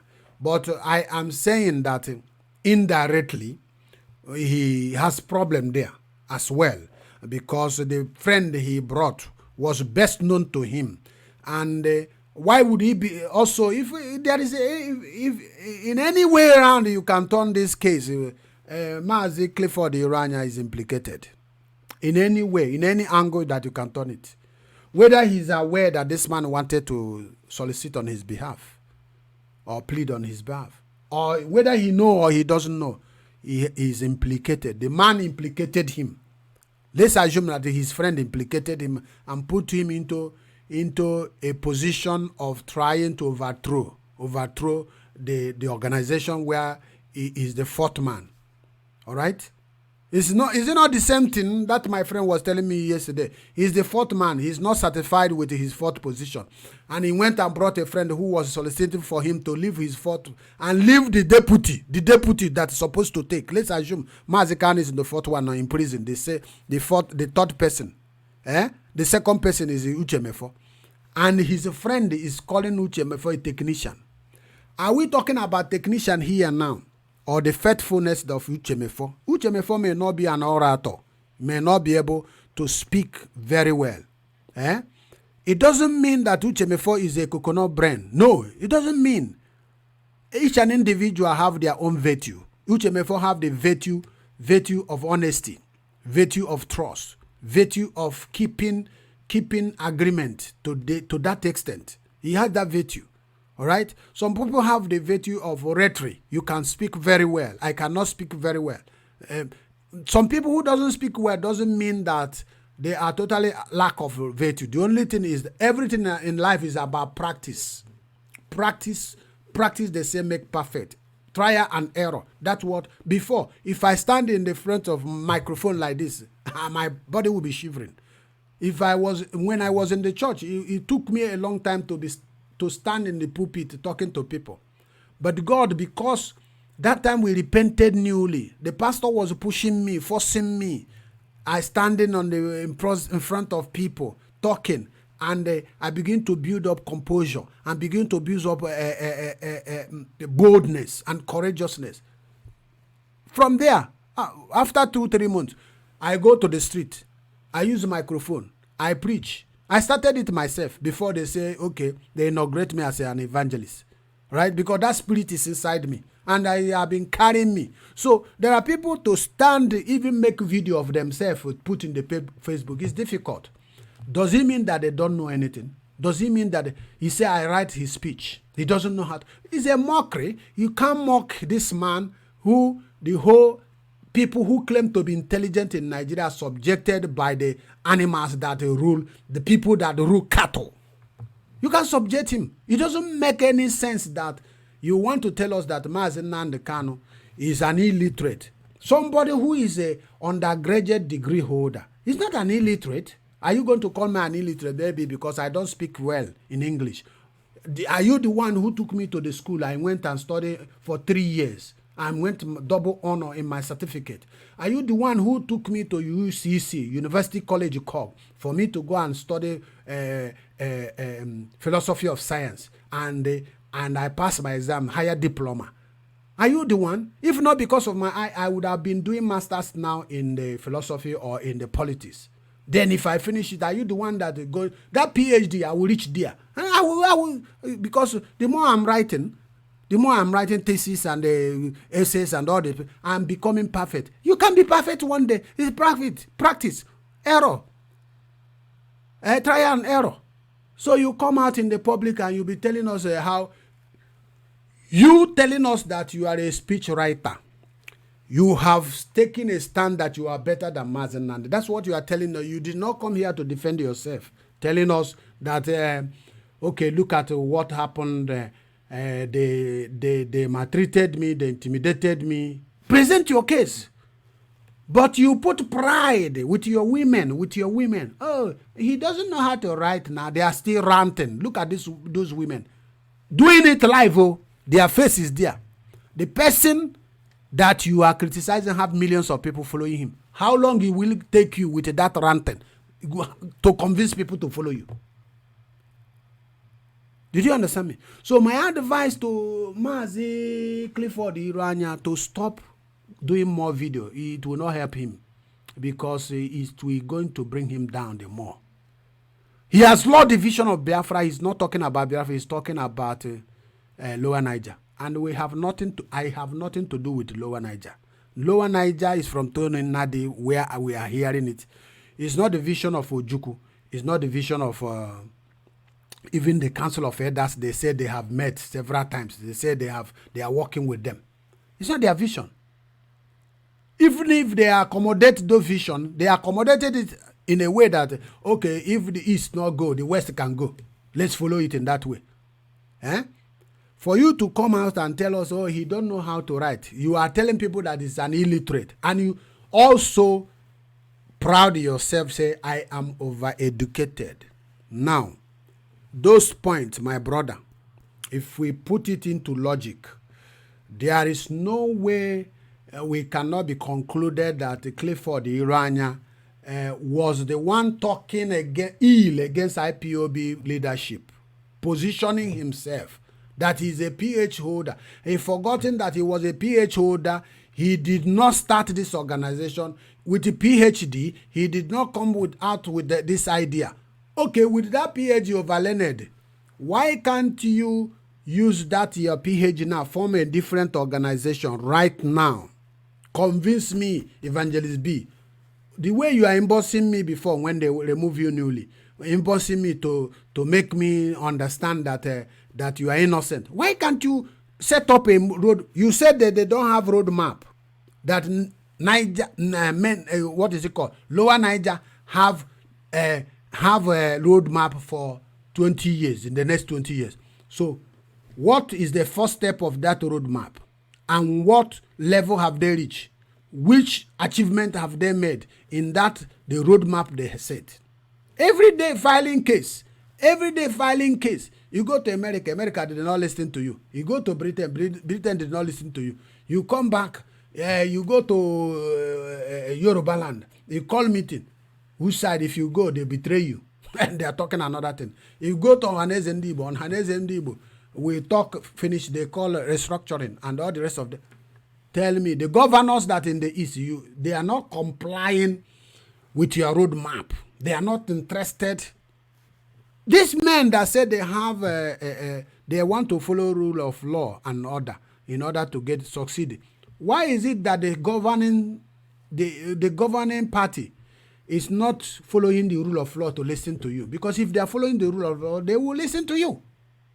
You have a roadmap. Why not use that roadmap with these daughters of the truth and start telling us another truth on how we can achieve Biafra? Register your own now. I will be following you. You'll be embossing me with the information, genuine, authentic information, and I will be reading it, contemplate on it. I will reason within myself and say, this man is coming with a good idea.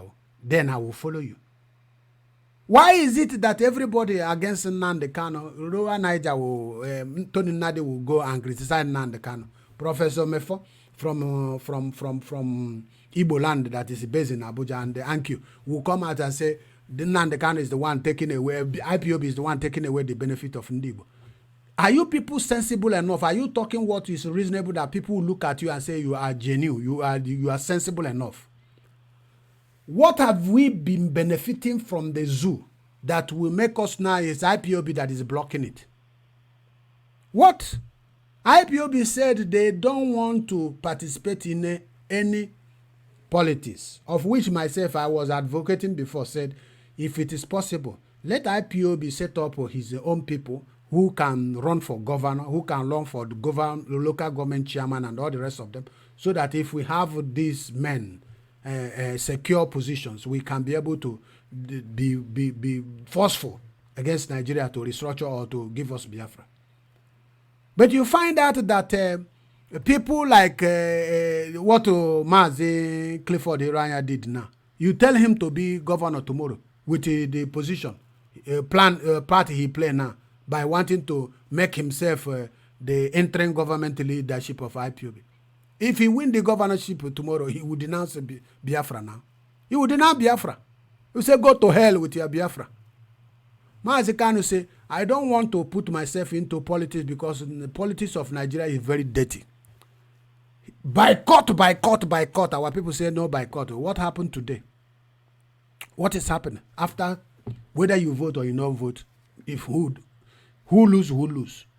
They have already marked.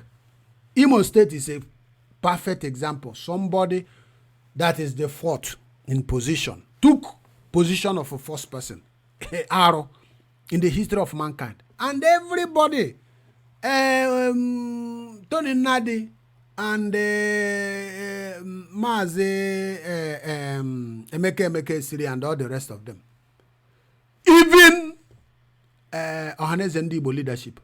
None of them, I didn't see any one of them write any petition in the newspaper or anywhere and say, this thing that is happening in Imo State is the reason why that people are calling for the restoration of Biafra. I didn't see it. Everybody, Obasaha, Onyawana, tell me how you're gonna succeed in make that your judicial or what legal process to be effective. Nobody give a damn. The man they make the judicial head is a Katoriara, and he has already made up his mind that the Sharia is what they know. What is Sharia? Sharia is the autocratic government, is a forceful government. They don't give people liberty. They don't give you freedom. Any pam, they butcher you one time. They don't have any human sympathy for. They don't regard the dignity that is a man. And you are telling me. So, in conclusion here, my brothers, I would advise Mazi Clifford. If you follow Simon Ekpa yesterday, he mentioned somebody who have solicited on behalf of Ironya before to come for IPOB to bring him back. You see that since they removed me, before God and man, I have not written anything for Mazen Nandokan. Piakam. I'm not interested to write. He's a human being. He has his own conscience. If you think that what the way they handle me is good, yeah, I leave it in the hand of God. I have not written Piam.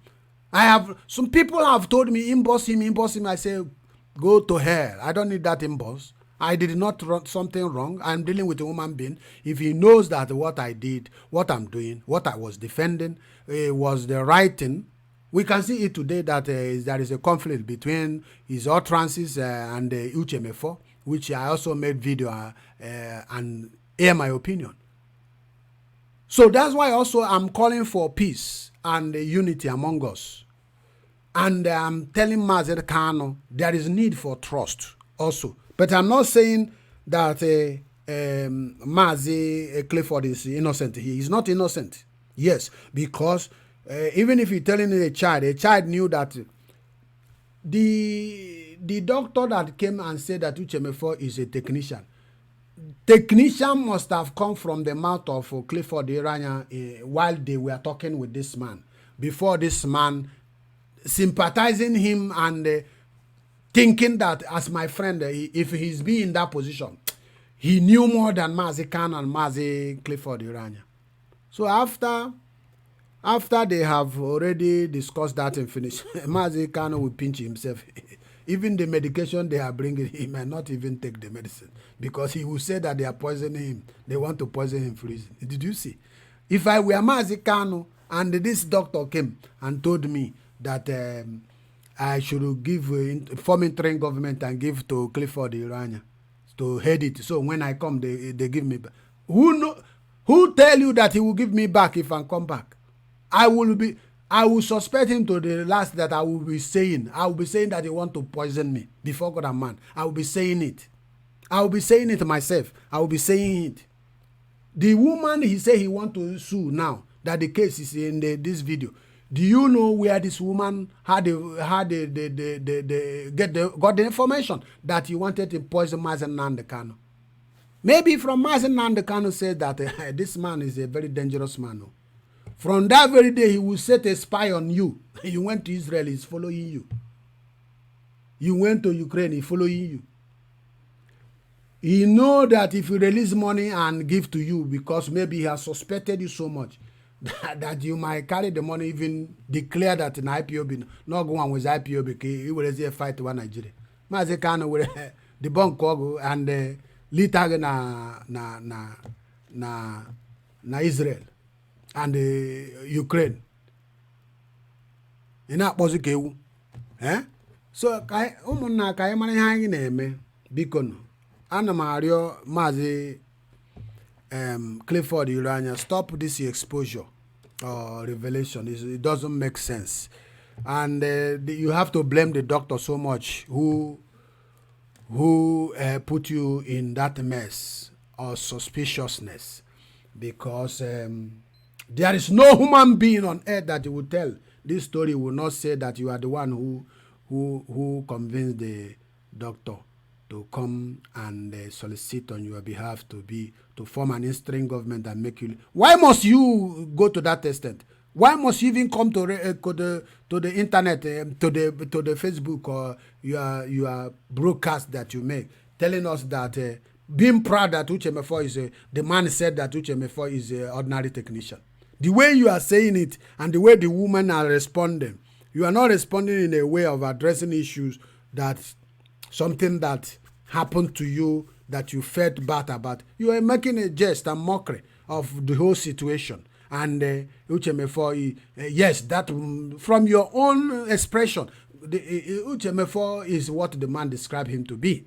That's what it means. I'm not supporting Uche Mefo or anybody, but I know Uche Mefo did nothing wrong here. There is a plan. There is a plan for an overthrow government against Uche Mefo. And the Mazen Nandokan, looking at him, that he trusts this man, he said he cannot risk it, and he command people to begin to spy you. That's my own observation. I don't know if there anybody have different perception or perspective on this very notion or my conclusion of what has happened. So this is BC Radio 1 News, and we are broadcasting live from the Republic of Ireland. Please, you can call that number on the screen if you want to make any suggestion. Like I was saying, I want to advise our leader Mazen Nandekan as well. Too much removing of people. I'm not saying that if anybody does something wrong, it should not be removed. If anybody is found guilty, and there is need that there will be a panel in IPOB that will be deliberating on issues. When somebody fall or being suspected, there is a panel that deliberates with the thing that happened within you, and the discussion will be made openly within the leaders of those panel with that individual, recorded, interacting, made it known to him that he is being that everything is being recorded. So he will explain himself. If there is anybody who has any accusation against him, the person will be available there, talking the issue, and the man will be expressing himself or denying what accusation is laid against him. So the thing will be recorded, so that if it is intimidation against the man, it will be on the record. The man should have the copy of the record as well. If he is guilty, he will know by the conclusion that he's guilty. So that all these people coming out and be saying, we must be transparent in everything we do in this organization. Yes, I'm not saying Mazikano leadership or the supreme leader should be taken away from him, but we have to make this thing, we must to make it transparent a little bit, because all this accusation that is coming from here and there, human being must ask questions, and that question answer must be given. All right? If things are being done in open and everybody sees that, just like I said, by giving, calling a panel to look into accusation against somebody, whether treasonable or whatever, betrayal or whatever, is being recorded. So the person will be silent forever. When the time comes, say you have the video of the discussion, the judgment, you have what you said, go and play it to the public. Don't come. And the person will not even have the gut to go to the public to say it. But if things, like he said, that they don't have roadmap, like he said, that they don't, roadmap means that since he has been in that fourth position, there is no aim there's no objective they set in place. So if somebody like him in that position may not know or did not know or have no knowledge of the aims and mission statement and objective of the organization, it's very bad. If person like him in that position have no knowledge, it's very bad. So that's why I say we all brothers. I'm not come here to condemn any person. Wherever I see something is going wrong, I have to say it, so that in the day of judgment, God will know that I did not play any partiality. You understand me? So this is my advice to the IPOB leadership, because, and also I want to hammer again on this religious issue before I end this thing. We should stop religion. Yes, we should stop religion preaching. We should stop talking about one particular religion. If we see a pastor who does something wrong, we condemn that thing, that evil that the pastor did. We condemn it. If an ordinary person, we condemn it. If a politician, we condemn it. But the issue of religion, we should forget about it, because we need everybody in this struggle, so that the enemy will not laugh us at last. So please, if you have anything you want to contribute in this, the number there is on the screen, +4 +353 899 47 plus 353 899 47 plus 353 899 47 If you have anything as a contribution, any suggestion, or my ruling as regard to what happened between Mazi Kano, IPOB, and the Clifford, Ironya, please, the line is open right now for you to call and air your view. I will give you the next 10 minutes to take calls if there is any person who want to air his view, so that people can hear your opinion as regard to what I have just discussed with you. Biafran Christian Radio is where we are preaching the gospel of Biafra. We are philosophical, we use logic, we debate issue of religion as well, and we talk about daily phenomenon. And we try to use common sense to deal with the issues of the day.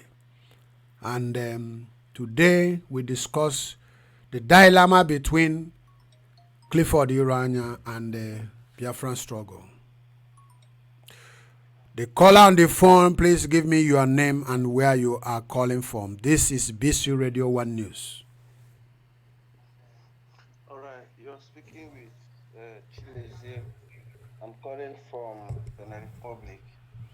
All right, Chimezie, I want you to begin to tell us what is in your mind. All right, I must commend you for this particular program. I've not been following your program anyway. This is the first time I'm listening to your program. Thank you. I believe you just aired my mind.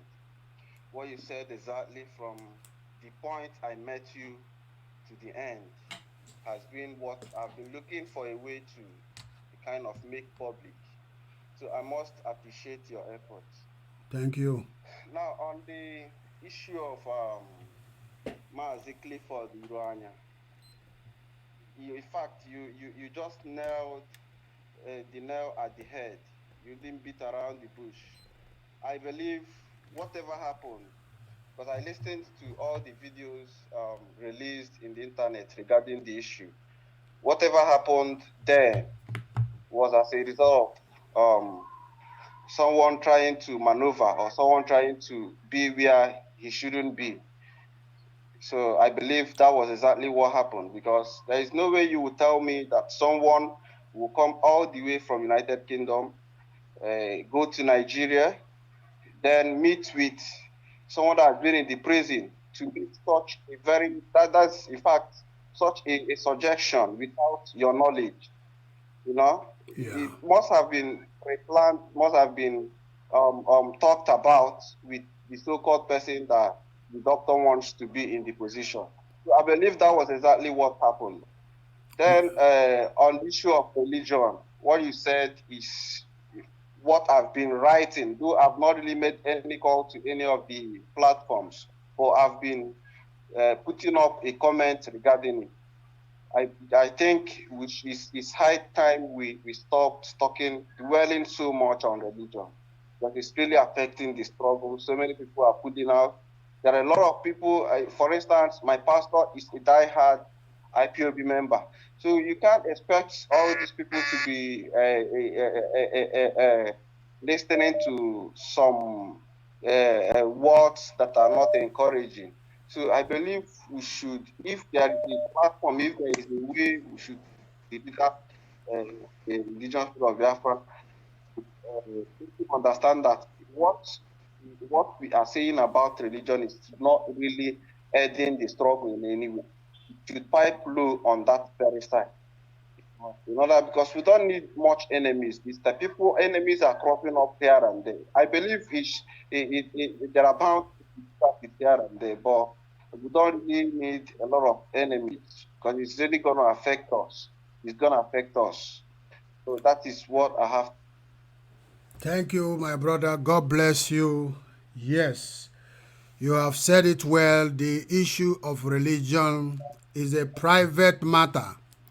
I have explained it severally in my videos. I just commented it today because somebody yesterday told me to continue saying it whenever I'm doing my program for our leader to know that we need we need them together to fight our enemy. Our own objective is only to restore Biafra. That's all we want. Thank you. God bless you, my brother. All right. Thank you very much. Thank you. Bye.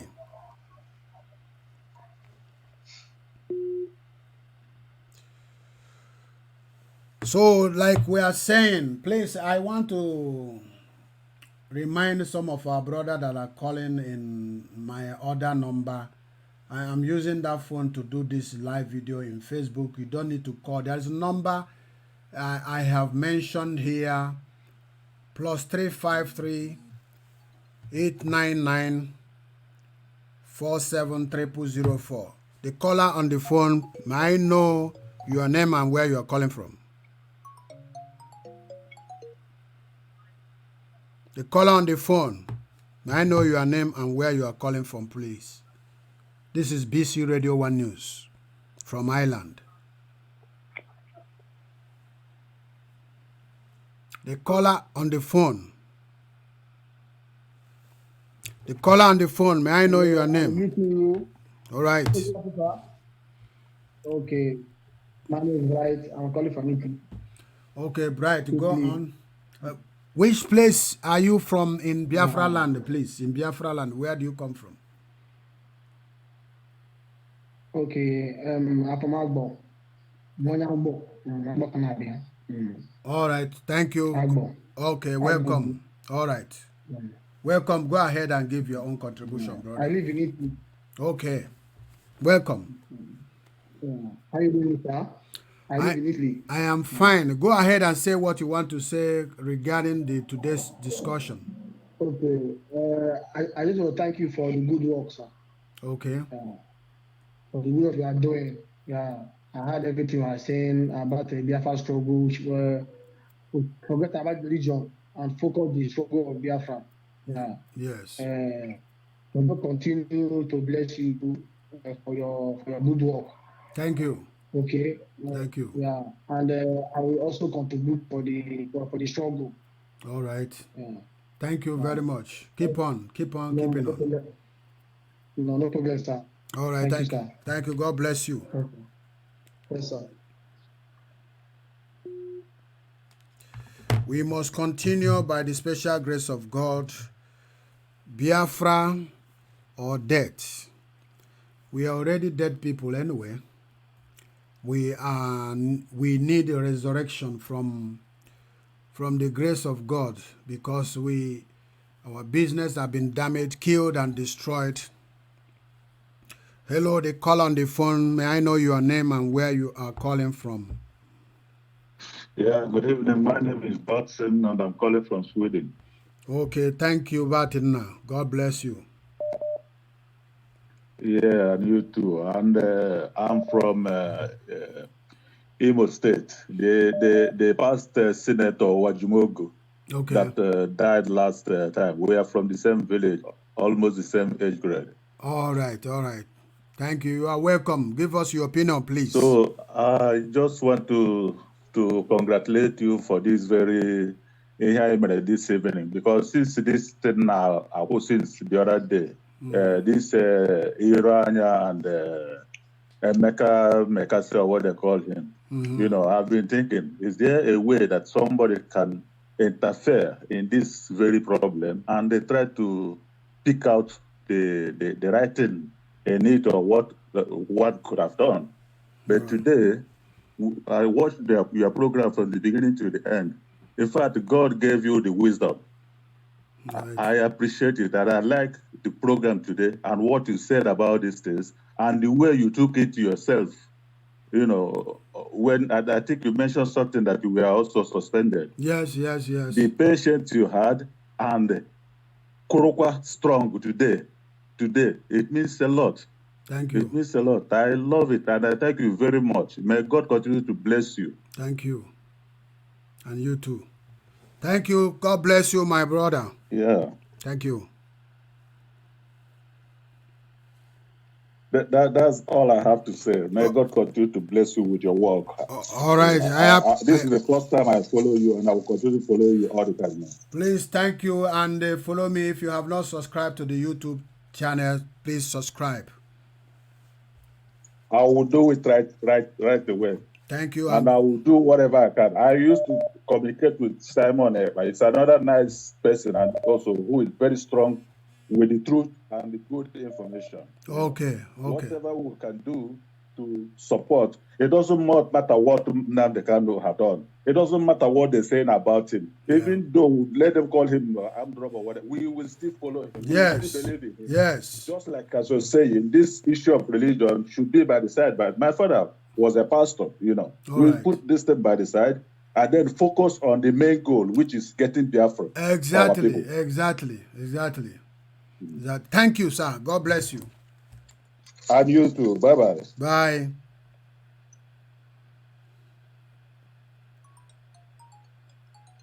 The caller on the phone, may I know your name and where you are calling from? This is BC Radio 1 News from Republic of Ireland.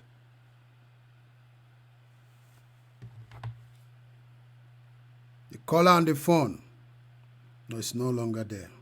It's gone. Yes, we must continue by the special grace of God. Yeah, the caller on the phone, may I know your name and where you are calling from? This is BC Radio 1 News from the Republic of Ireland. Yeah, my name is Chinyere Eze Ogo. Right. I'm calling you from the United States of America. Okay, welcome. Yeah, I was looking at your dissection of the last interview granted by Dr. Clifford Ironya and all that, and which is very interesting anyway. All right. You see, let me start with this issue. Are you hearing me? Is my voice coming out very clearly? Very clearly, loud and clear, my brother. Are you hearing me? Loud and clear. Okay.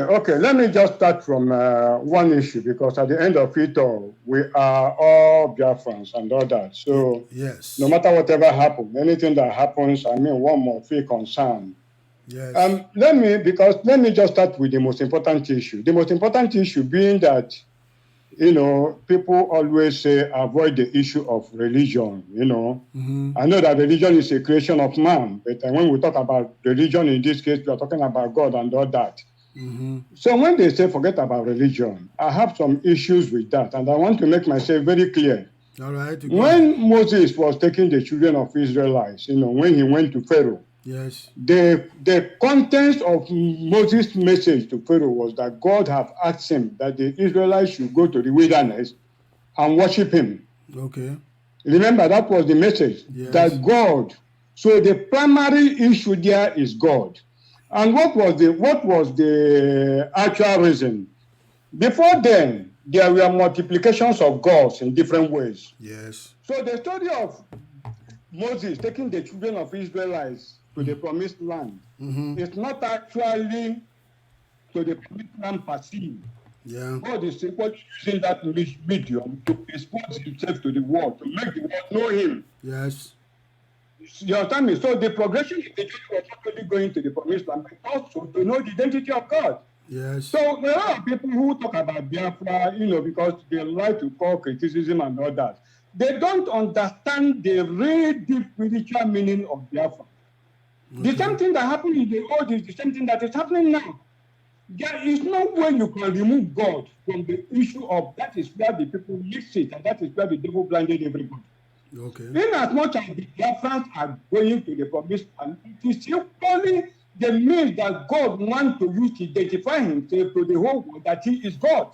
Okay. Today, there are multiplications of gods. You have Chukwuka, you have Jesus, you have a lot of people that claim masquerading as God. That's the same thing as of the time of God. Okay. So the reality of today is that God wants to use, that is why the whole world is focused on Biafra. God wants to use the Biafran to show the identity of the one true God that the whole world worship. Okay. And Okay. that is the issue, and that is the actual issue. That is like I want people to understand it. 95% of people who are talking about Biafra don't even know the connotation of the Biafran Republic. I've always said it. It is the deepest of the deepest of the deepest of all the deep sea waters that even existed. Okay. It is because of the whole world.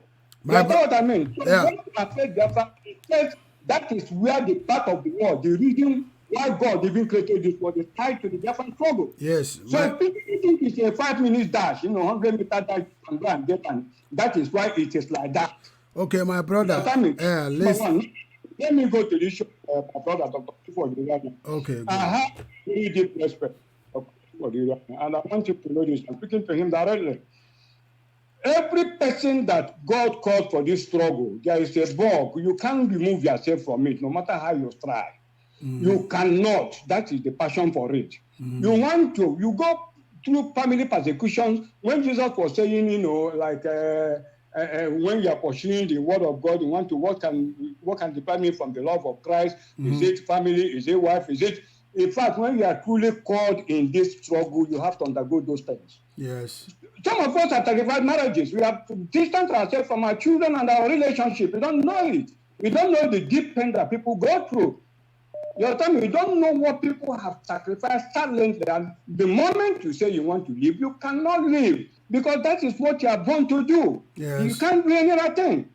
No matter how you try to escape it, there's no way you can escape it. It's not a question of people coming to talk and talk and talk and talk. So it's a bug. Okay. So once you are caught with that bug, you cannot remove yourself. Like Dr. Clifford, I knew when they were in IPOB and when they were having a kind of collegiated leadership and all that. You find out that IPOB was thick. I knew that Dr. Clifford Ironya had the passion for Biafra. I don't know him before. Okay. I learned one thing from him then. He said, Biafra is Tina. What is Tina? There's no alternative. I still remember that, So, and you see one thing, if you are called for this struggle, the first thing you face is derogatory statements. Yes. The devil will pump derogatory statements. So let all those people that are called, let them not bother themselves about what people say about them. Dr. Clifford Ironya, his passion for Biafra, there's an excessive tendency to it. Like even himself cannot even be left to issue of, sole leadership of Biafra and things like that. Himself needs moderation too, because his passion is so excessive that he can be explosive at any moment.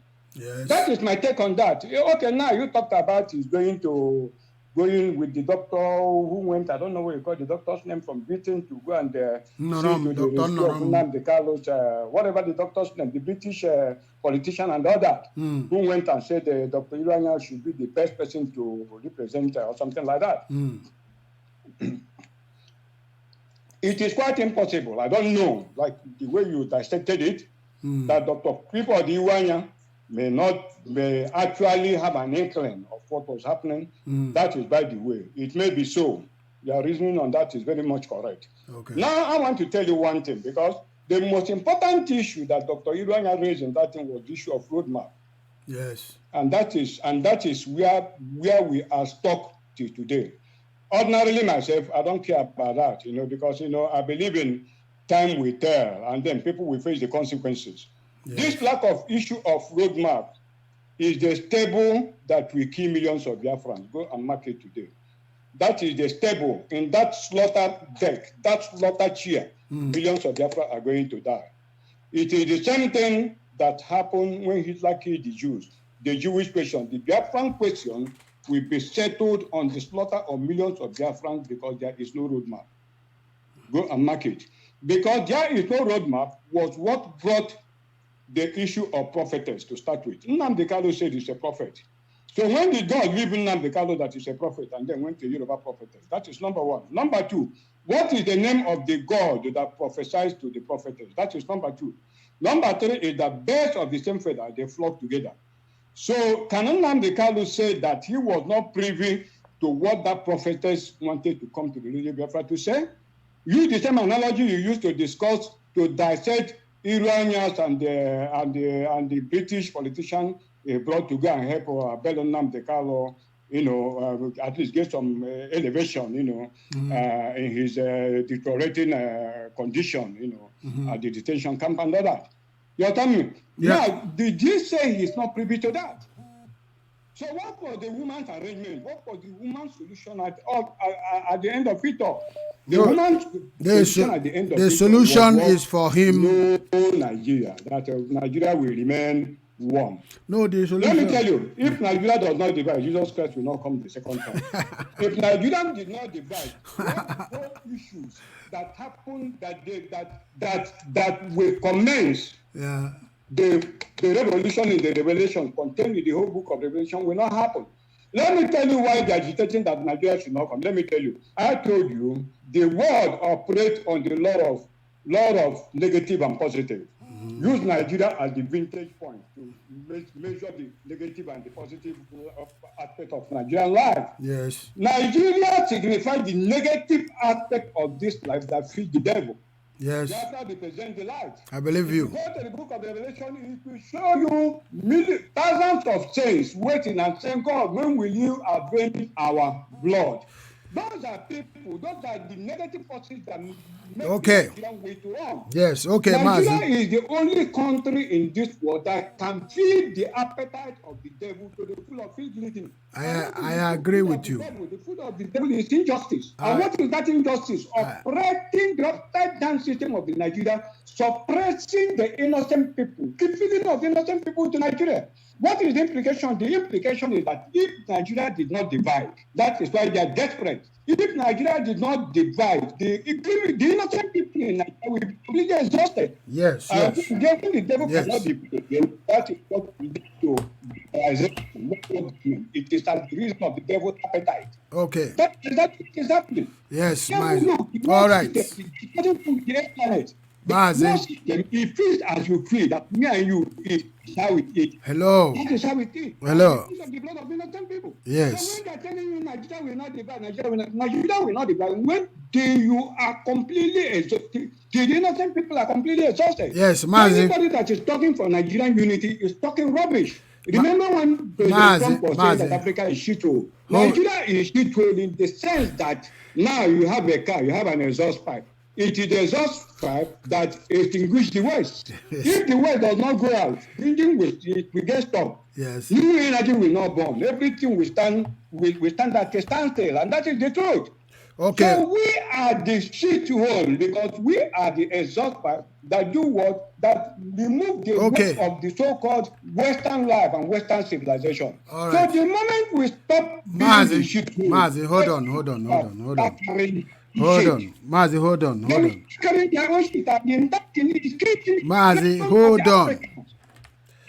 You should have a roadmap.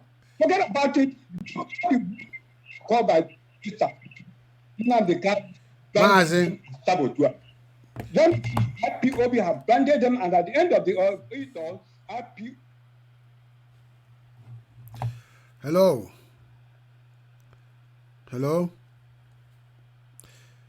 Mazi, I am calling you and you are not listening, just talking and talking and talking.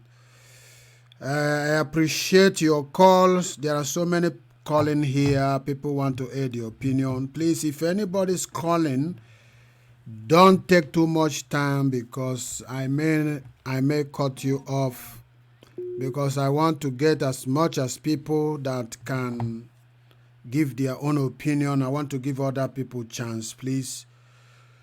The issue of roadmap, I believe that is very necessary, and the people that are in the IPOB should also have the at least mission statement like he mentioned, so that we share it to all members. His mission statement is something that you can circulate to all members, even ordinary members.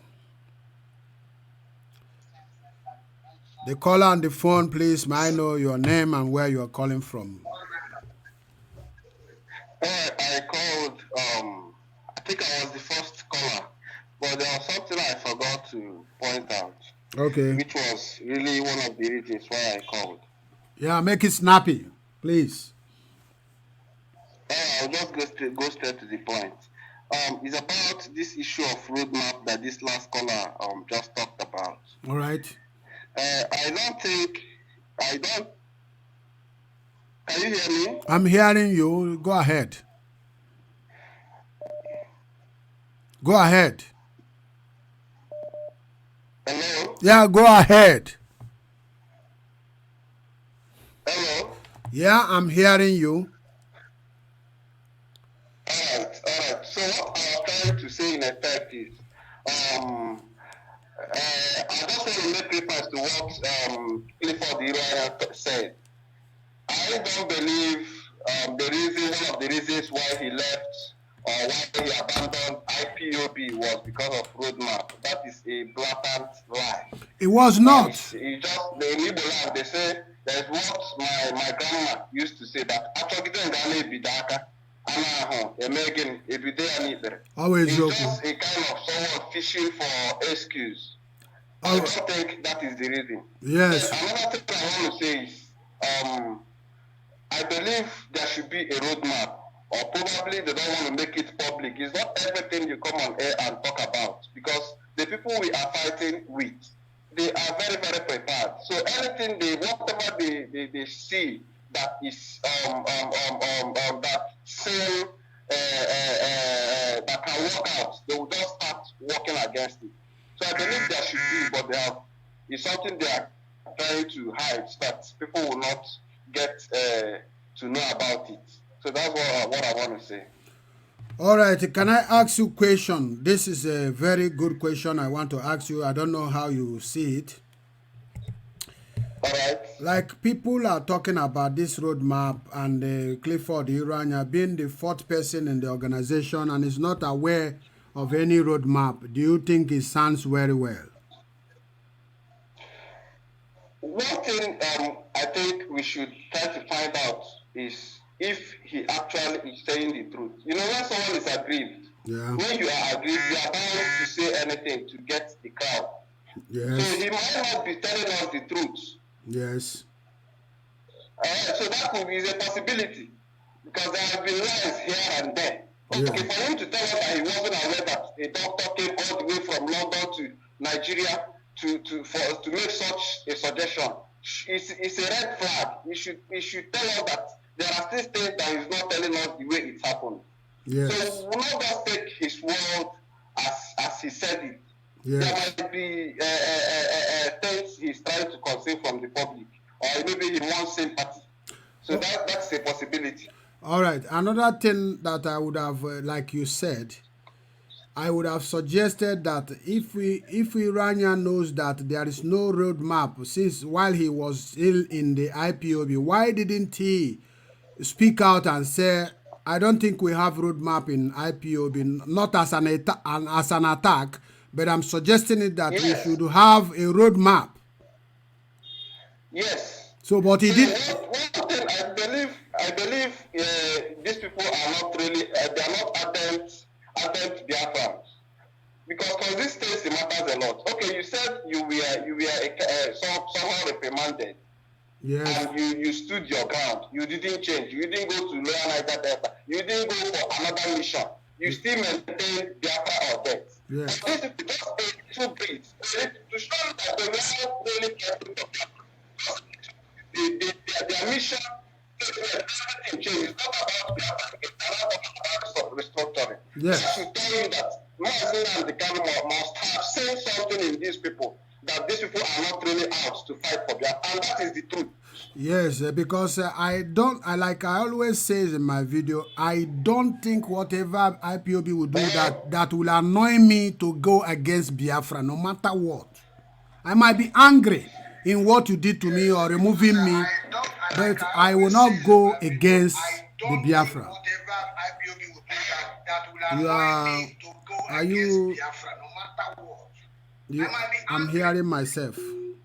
I'm hearing myself back. So you are listening devices on there. Yes, there is need for roadmap, and there will be no excuse for somebody like Clifford Ironya to tell us no roadmap. He did not suggest it while he was a DSO or whatever until he went out. The call on the phone, may I know where you're calling from? Give me your name and tell me where you came from, Biafra land, please. Good afternoon. My name is Uche Ahamefle. I am calling from Germany. All right. But I have from Olo, that Olo province in Biafra land. You are welcome, Uchem Ahamefuna. Thank you very much. Maz, I'm glad to hear your voice once again. I can recognize you at the time you were the, I think, the European rep. Yes, Am yes, I right? yes, exactly, yeah. Yes. Yeah, you were the, among the leadership also along at the time of Ikechukwu Nyago as the I think the coordinator for coordinators. Yes, exactly. Yes, there is one thing. Before I go further, I would like to thank you for the analysis you made on the video released by Clifford and Co. Yeah, thank you. You did a very good job there. But there are certain things I would like to comment on. Okay. First of all, this Lodes Norom, I don't think he belonged to IPOB, but Clifford Ironya maybe used his position to organize a trip, Yes. make of money contributed by IPOB to fund the trip of this Norom to Kuje prison. Mm-hmm. I don't know when to this Kuje prison, he did not maybe make an effort to negotiate how our leader will be freed from prison. Okay. He just went here to talk about something else, how another person will take over the leadership.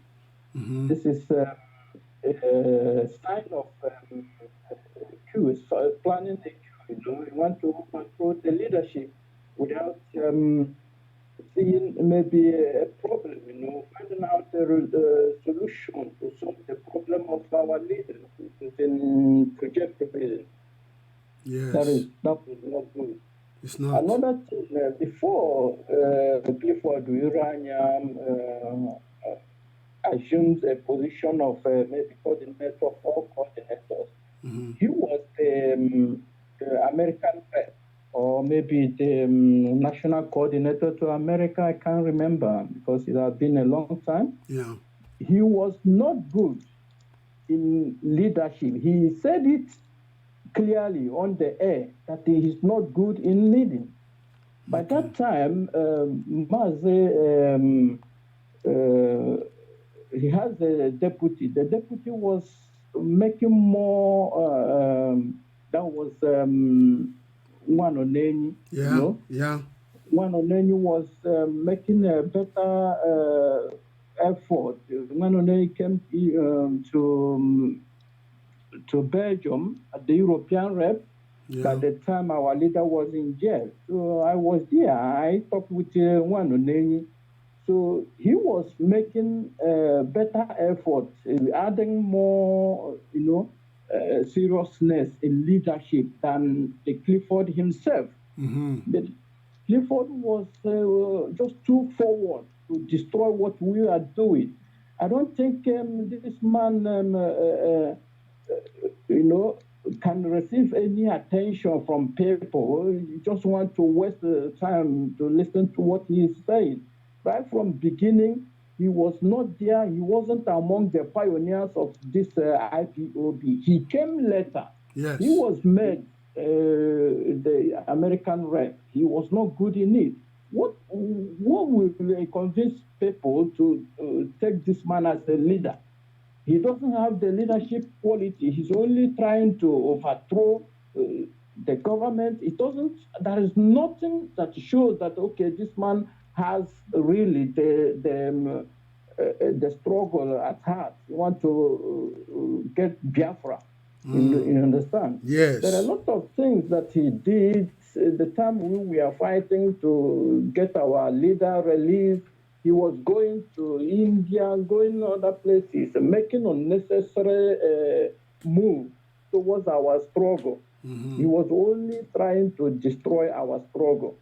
By the time he was doing this, he had met Mazi Wood, near Wood, doing something different from what IPOB was doing. So if any person tries to listen to him, the person is just wasting his time. It's better use that time to do something valuable. Yes, it is. Okay, go on. Yeah, go on. Another thing I would like to comment about religion. IPOB is a kind of revolution. Yes. We are revolutionary inclined. We are trying to touch many areas where things are not done the way it's supposed to be done. Yes. When you come to government, we criticize the bad side of Nigerian government, not even only Nigerian government. Yes. Many times we talk against American government, the bad things they are doing against Africa, or European government, what they are doing Africa. We even criticize ourselves, the African government and the black people. Yes. And the religion should not be exempted. We talk against the bad things Christianity is doing. We talk against the bad things Islam is doing that are not supposed to be done. So I don't know the reason why some people will just be annoyed when the Christian leaders have been, they try to criticize the bad sides, what they are doing that is not supposed to be done. So all the people who are saying, oh, Christianity should be leave alone or something like that, that means that they are the people who are doing those bad things that is not supposed to be done. Because there are a lot of people who doesn't take critique. When you criticize them, they declare war against you. It doesn't supposed to be that way. Our leader was talking against everything. We try to revolutionize, make things better, move back towards our roots. We go back to our roots, try to, revolutionize many things, put things in order the way it's supposed to be. So if somebody is annoyed because Christianity is being criticized, that means the person is not really fighting for freedom. He's not a revolutionary, or he's not genuine in this struggle. Okay. Because we are focused in doing the good thing, not in the aspect of a religious way, or there are a lot of people who are not, they don't belong to Christianity, neither do they belong to Islam, but they are good people. Yeah, that's where I want to come in there now, like what you said now. There are people who doesn't believe in any religion, but they believe in goodness, and they abhor evil. They don't like anything when you cheat someone or take something that belongs to someone. They don't like it. Now, I am in the side of we should not talk about the religion in a way, in a sense that you said we want to revolutionize ourselves and go back to our old ways of doing things. Even that way you believe that we is our old ways of doing things. There are some people who also does not believe that we should go in that way. People don't believe in tradition. When I'm suggesting or saying that we should leave religion, is I am not saying when a pastor does something wrong, you should not condemn what the pastor do. When a traditionalist do something, you should not condemn it. But what I'm saying is that when you are making utterances of generalization of a particular religion and seeing them as demon, while there are so many other people who are not Christians, but they are evil as well, those things are going to create problem among us. So we need a pastor. We tell pastor, you keep quiet when they are killing people. I am not against that. You go to Asorok and come out, you saw that the man that is inside there is not Buhari, you kept quiet. You preach one Nigeria, that Nigeria will never be divided, and you never bring a solution or go to the pulpit and talk about the solution. It is wrong. All right? So therefore, pastor, if you continue in this way, I don't think you will ever smell heaven. You don't even know the road of heaven. Talk about going to heaven. That one is different. Now, I will not believe you that somebody or someone can, I am in the same struggle with you. Like, for example, yourself. You believe in Sabbath. I believe in Christianity, just going Pentecostal. I don't believe that when we come to this struggle, I will be attacking you as a Sabbatarian, or you will be attacking me as a Pentecostal believer. I believe that when I say keep religion is that let us focus on this freedom fighting that can help us to unite and get ourselves out from the Fulanis. That's what we are talking, because what makes you to go, if I want to use philosophical language, what makes you to believe in Sabbath, I don't know. It's a private matter, according to Emmanuel Kent. What makes me to be a Pentecostal, you can't tell. It is why he says it's a private matter is because it is me that received the revelation either from demon or either from God or from angel that knows why I believe what I believe. So therefore, if we bring it into our struggle, it will divide me and you. Did you see? It will divide me and you. I will be having grudges against you that you are demonizing my own faith. And you will be having grudges. So if we keep this religion issue and attack the character of an individual, personally on the conduct of an individual, I think that is the best thing. All right? We need a traditionalist, onyo kwofo. We need onyo ogomo, onyo wumri. They are all Biafra having one different religion. Keep it aside. When we meet on the neutral ground, we can talk about religion. But when we come to Biafra, let us forget about that religion, because it is something that have been there for years. For you to fight for Fulani not to invade you, and you leave it and start talking about what you believe and what I believe. That means we are going to abandon the invasion that is coming ahead of us and be dividing within us. Then the Fulani will get the chance to destroy us. That's what we are talking about. Let's leave religion. It's not that we cannot talk. Every day we talk about religion, but attacking a particular religious group or kind of is what we are talking about, that we don't want to be debating it among us. And if you look at it technically, you know that it's going to destroy us. We are not going to succeed. Did you get me now? Yes, I get what you mean. But in another aspect, you know that the Nigerian government accused our leader for using Christianity to destroy the relationship with their allies. All now, right. they are accusing our leader for fighting for Christianity. Our director is not against Christianity. He's even fighting for them. We are fighting for Christianity. Yes. You understand? Mm-hmm. All this Christian leadership in Nigeria, they have a lot of money. the money we IPOP is contributing, we just contribute from our pocket money to save the Christianity in Nigeria.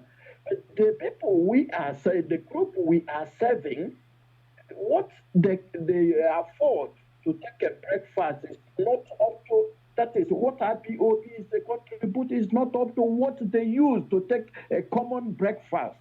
But they don't want to invest, to use it to do something good.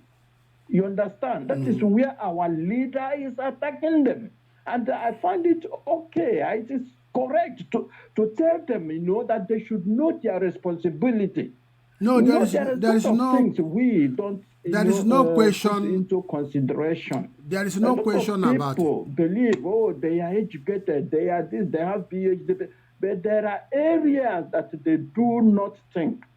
There are areas when they think, they don't reach that area. A common Fulani headsman can think to that extent where a PhD holder does not even think of. Yes. You understand? There are many things we're supposed to, consider, put into consideration. Not only, if you come to religion, no, that is not the way.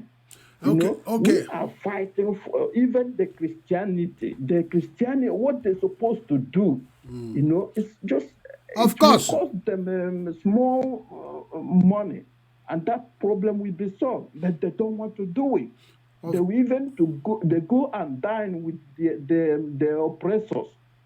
You understand? Yes. There are a lot of pastors and reverend fathers who are together with the struggle. That's one reverend father, educated reverend father from America.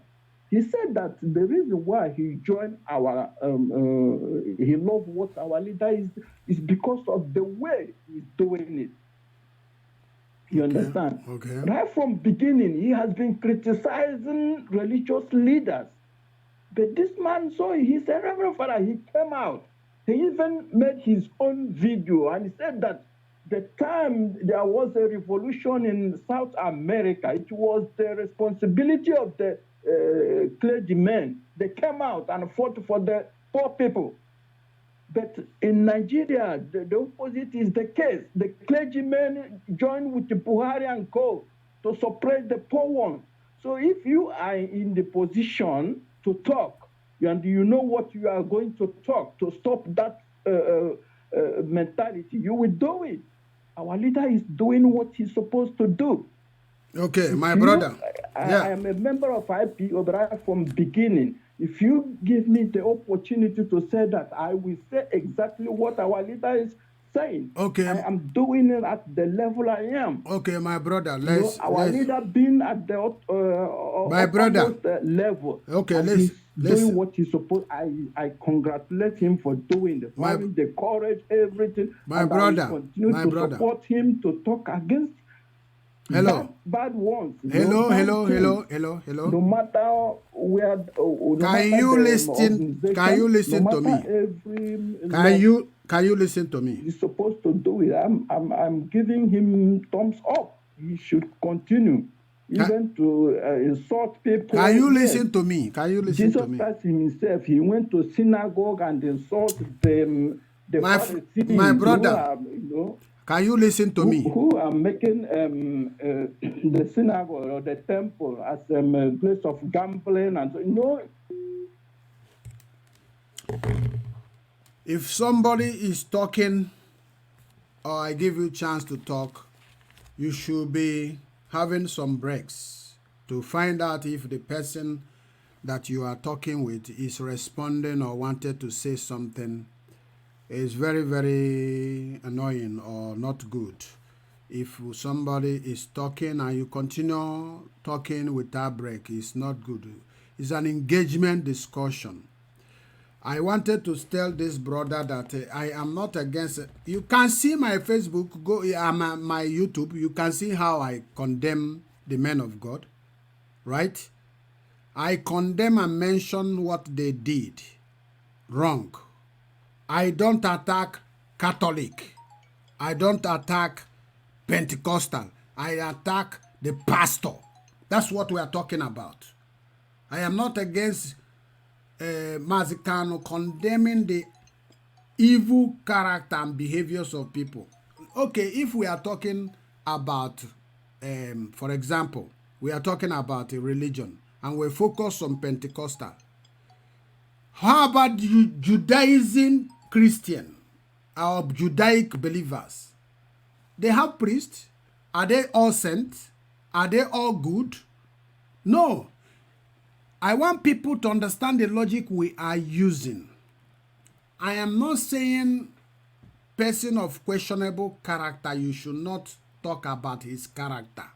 Character is different from preaching particular religion. For example, everybody, both in Facebook, is attacking Pentecostal believers.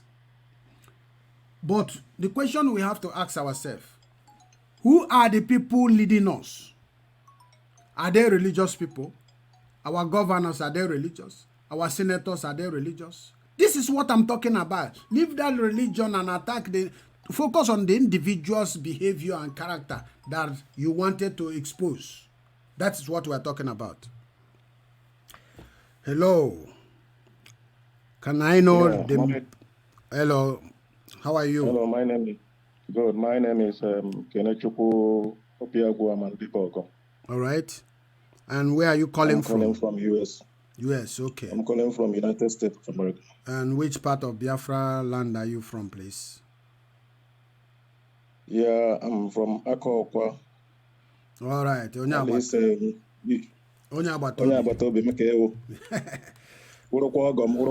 second place. Thank you. Go ahead and tell us your own opinion, please. We want the people to hear your voice. Evangelist B, I must commend you.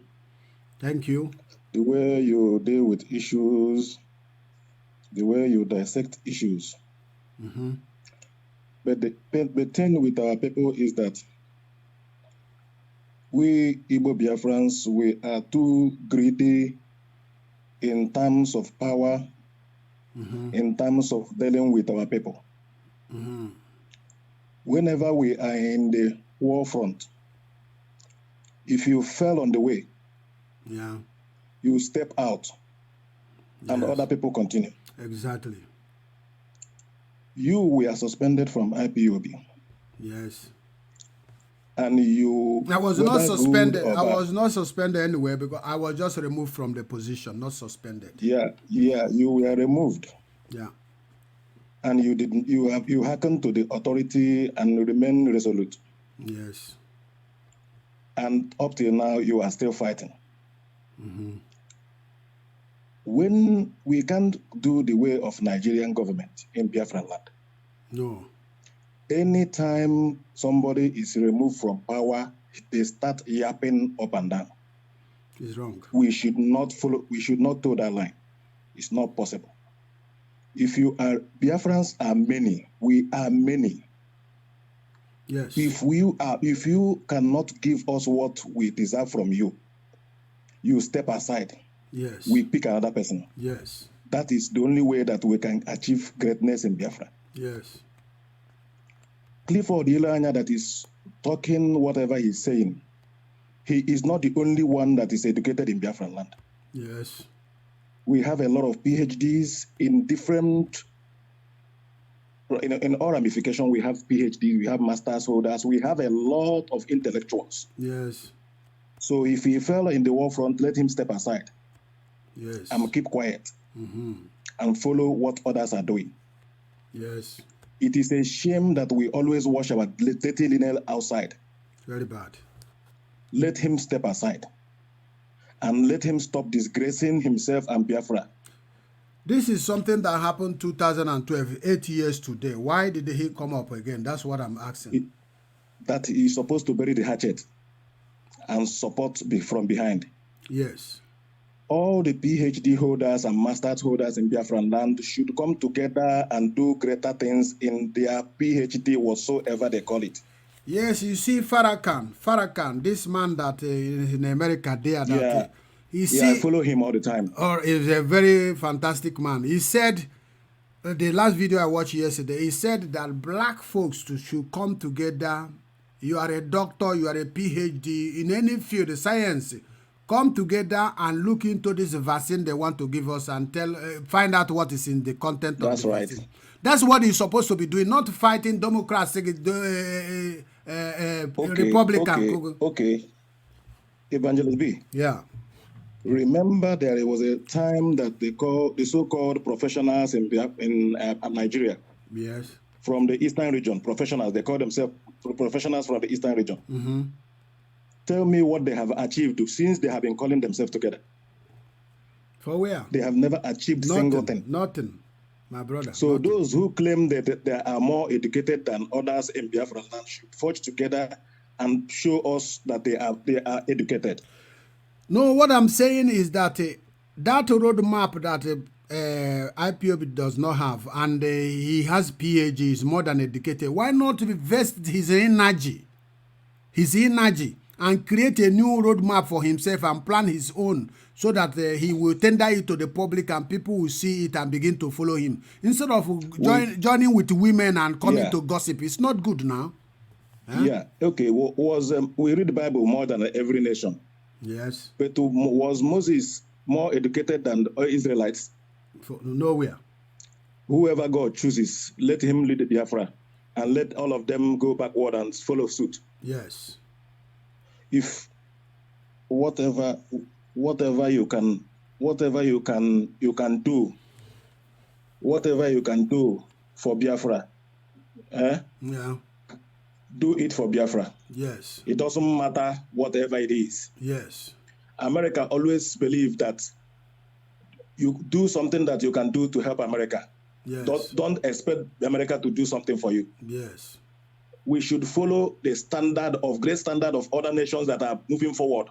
Exactly. To do our things.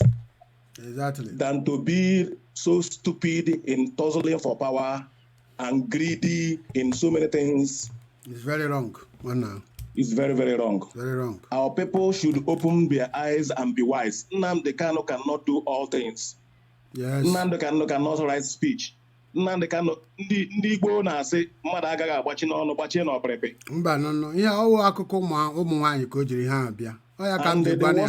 Enwere nke na-agbaka m isi n'ụwa m pụtara.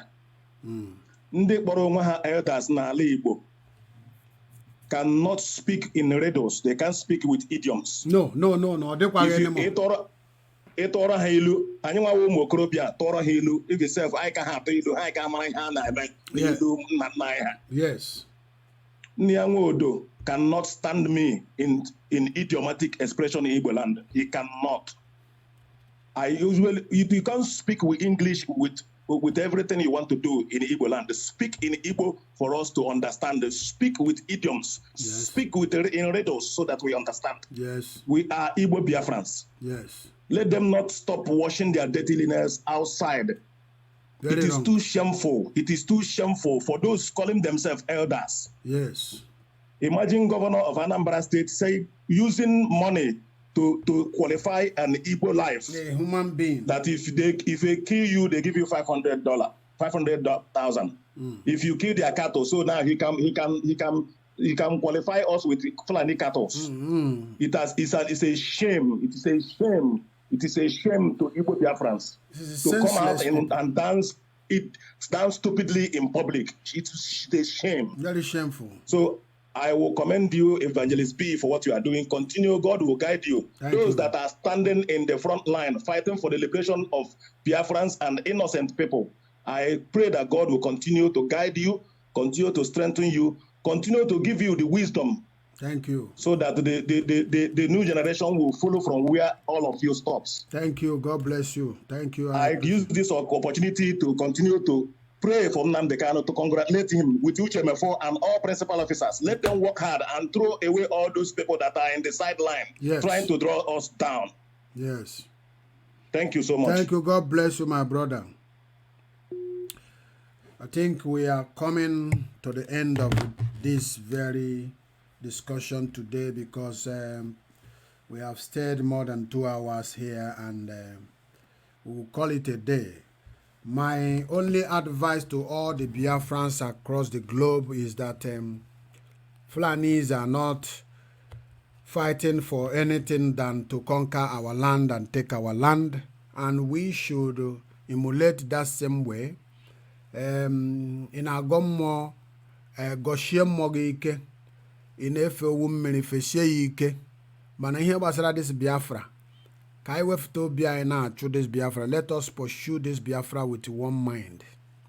Ị nọ na Freemason or Grand Lodge or Ikanka or Grey Message, whichever where you Illuminati, what we know is that an enemy is coming against me and you. And we must be united to fight against this enemy. And we must not allow ourselves, because of position or pride, that we are being removed from our position, and you come out in the public and be exposing the things you are not supposed to say. What you are doing is to telling people how little your brain is and how senseless the person is. That's what you are telling the public.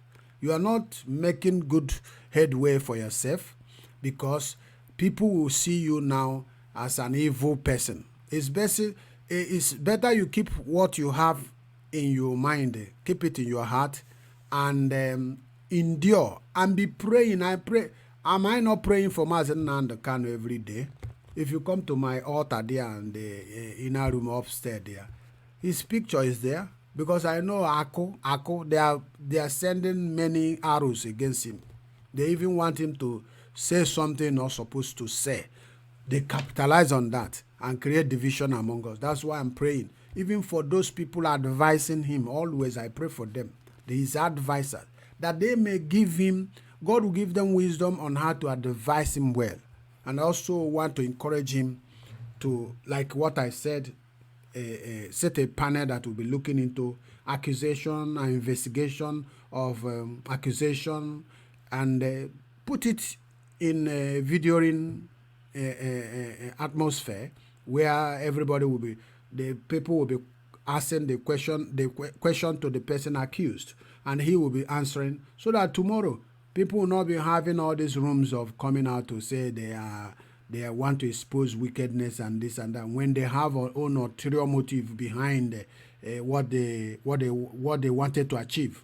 If they fail, they now claim to be innocent, and it is wrong, and it is not good. I advise Ironya to stop it, and Ironya should know that all the swear he did about Biafra or death, Biafra or life, Biafra before anything. Why he made a mistake going to support something that outside Biafra. Lower Niger is not. Lower Niger is about restructuring of Nigeria. Now, Nigeria is not ready to restructure. I said that even if there is genuineness in restructuring and restructuring come, I will take it. And the buyer now say, come here, you understand? Than for you to see a dead end, that there is no proper entrance. You continue wasting your time until you reach to the end, the dead end, then you begin to stress yourself coming back again. It's better that you preserve that energy and use it to do something meaningful to your life. So those ladies that are coming to criticize and condemn Nandika, there's nothing you can do to condemn and criticize that will make Kano being popular, because he is hitting at the head of the nail. Nigeria is a rotten country, and there's no way you can equate with the character of Mazen Nandi to what is happening in Nigeria, and you justify Nigeria to be the best of position you can take. It is wrong, you know. So Mazi Clifford Ironya, you said there is another more evidence coming, another more video. You are not doing good to yourself.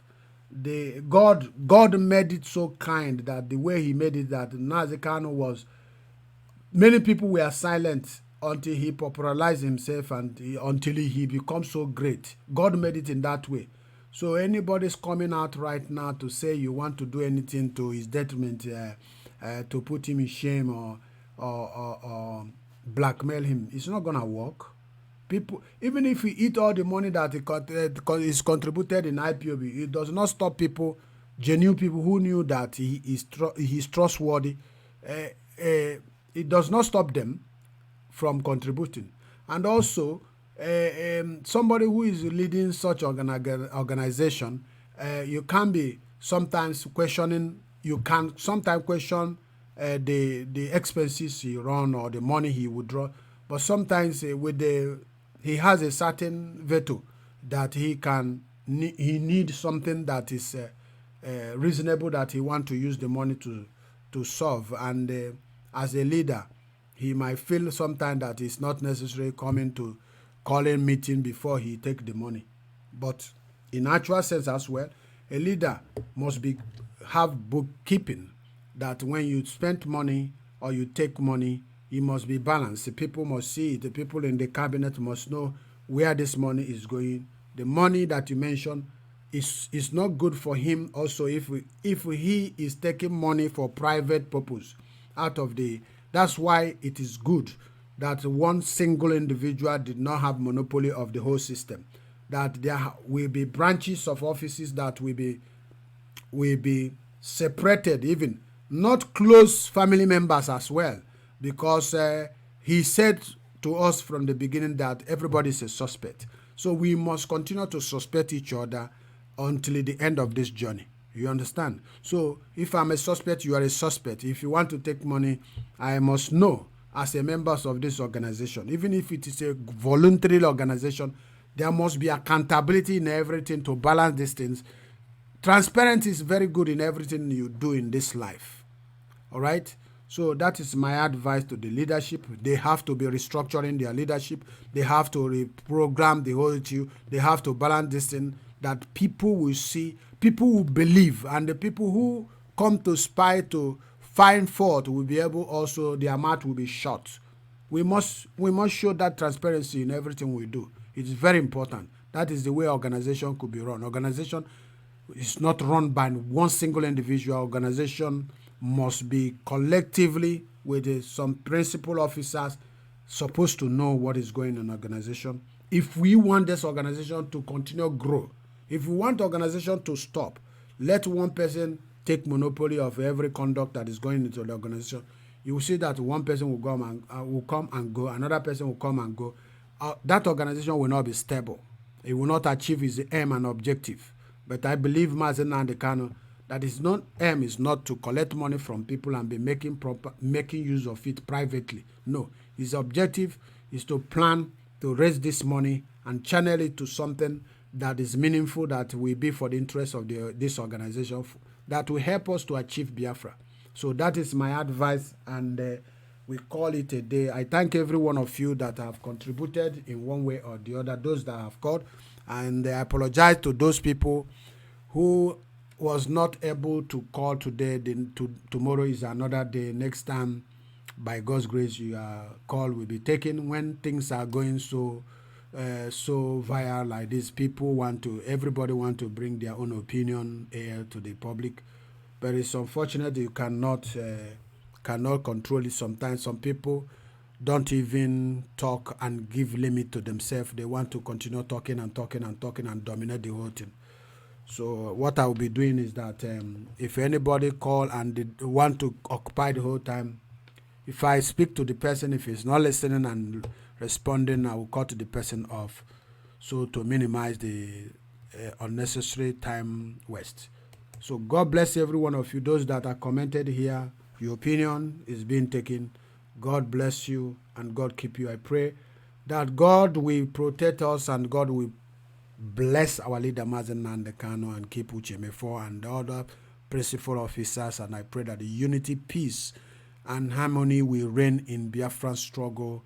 And I encourage everybody by the power in the name of Jesus that if you have not been supporting this organization, you don't listen to what people are saying. In every struggle like this, there are people who will say they don't believe. Not everybody cannot believe in it, all the things at the same time. People have different perception to how things should be, and they make their decision. So I pray that God Almighty will touch every one of you to be able to see the need to support the struggle. Remain blessed. I am your brother, Evangelist B, in the Republic of Ireland. God bless every one of you. Thank you, and see you in the next episode.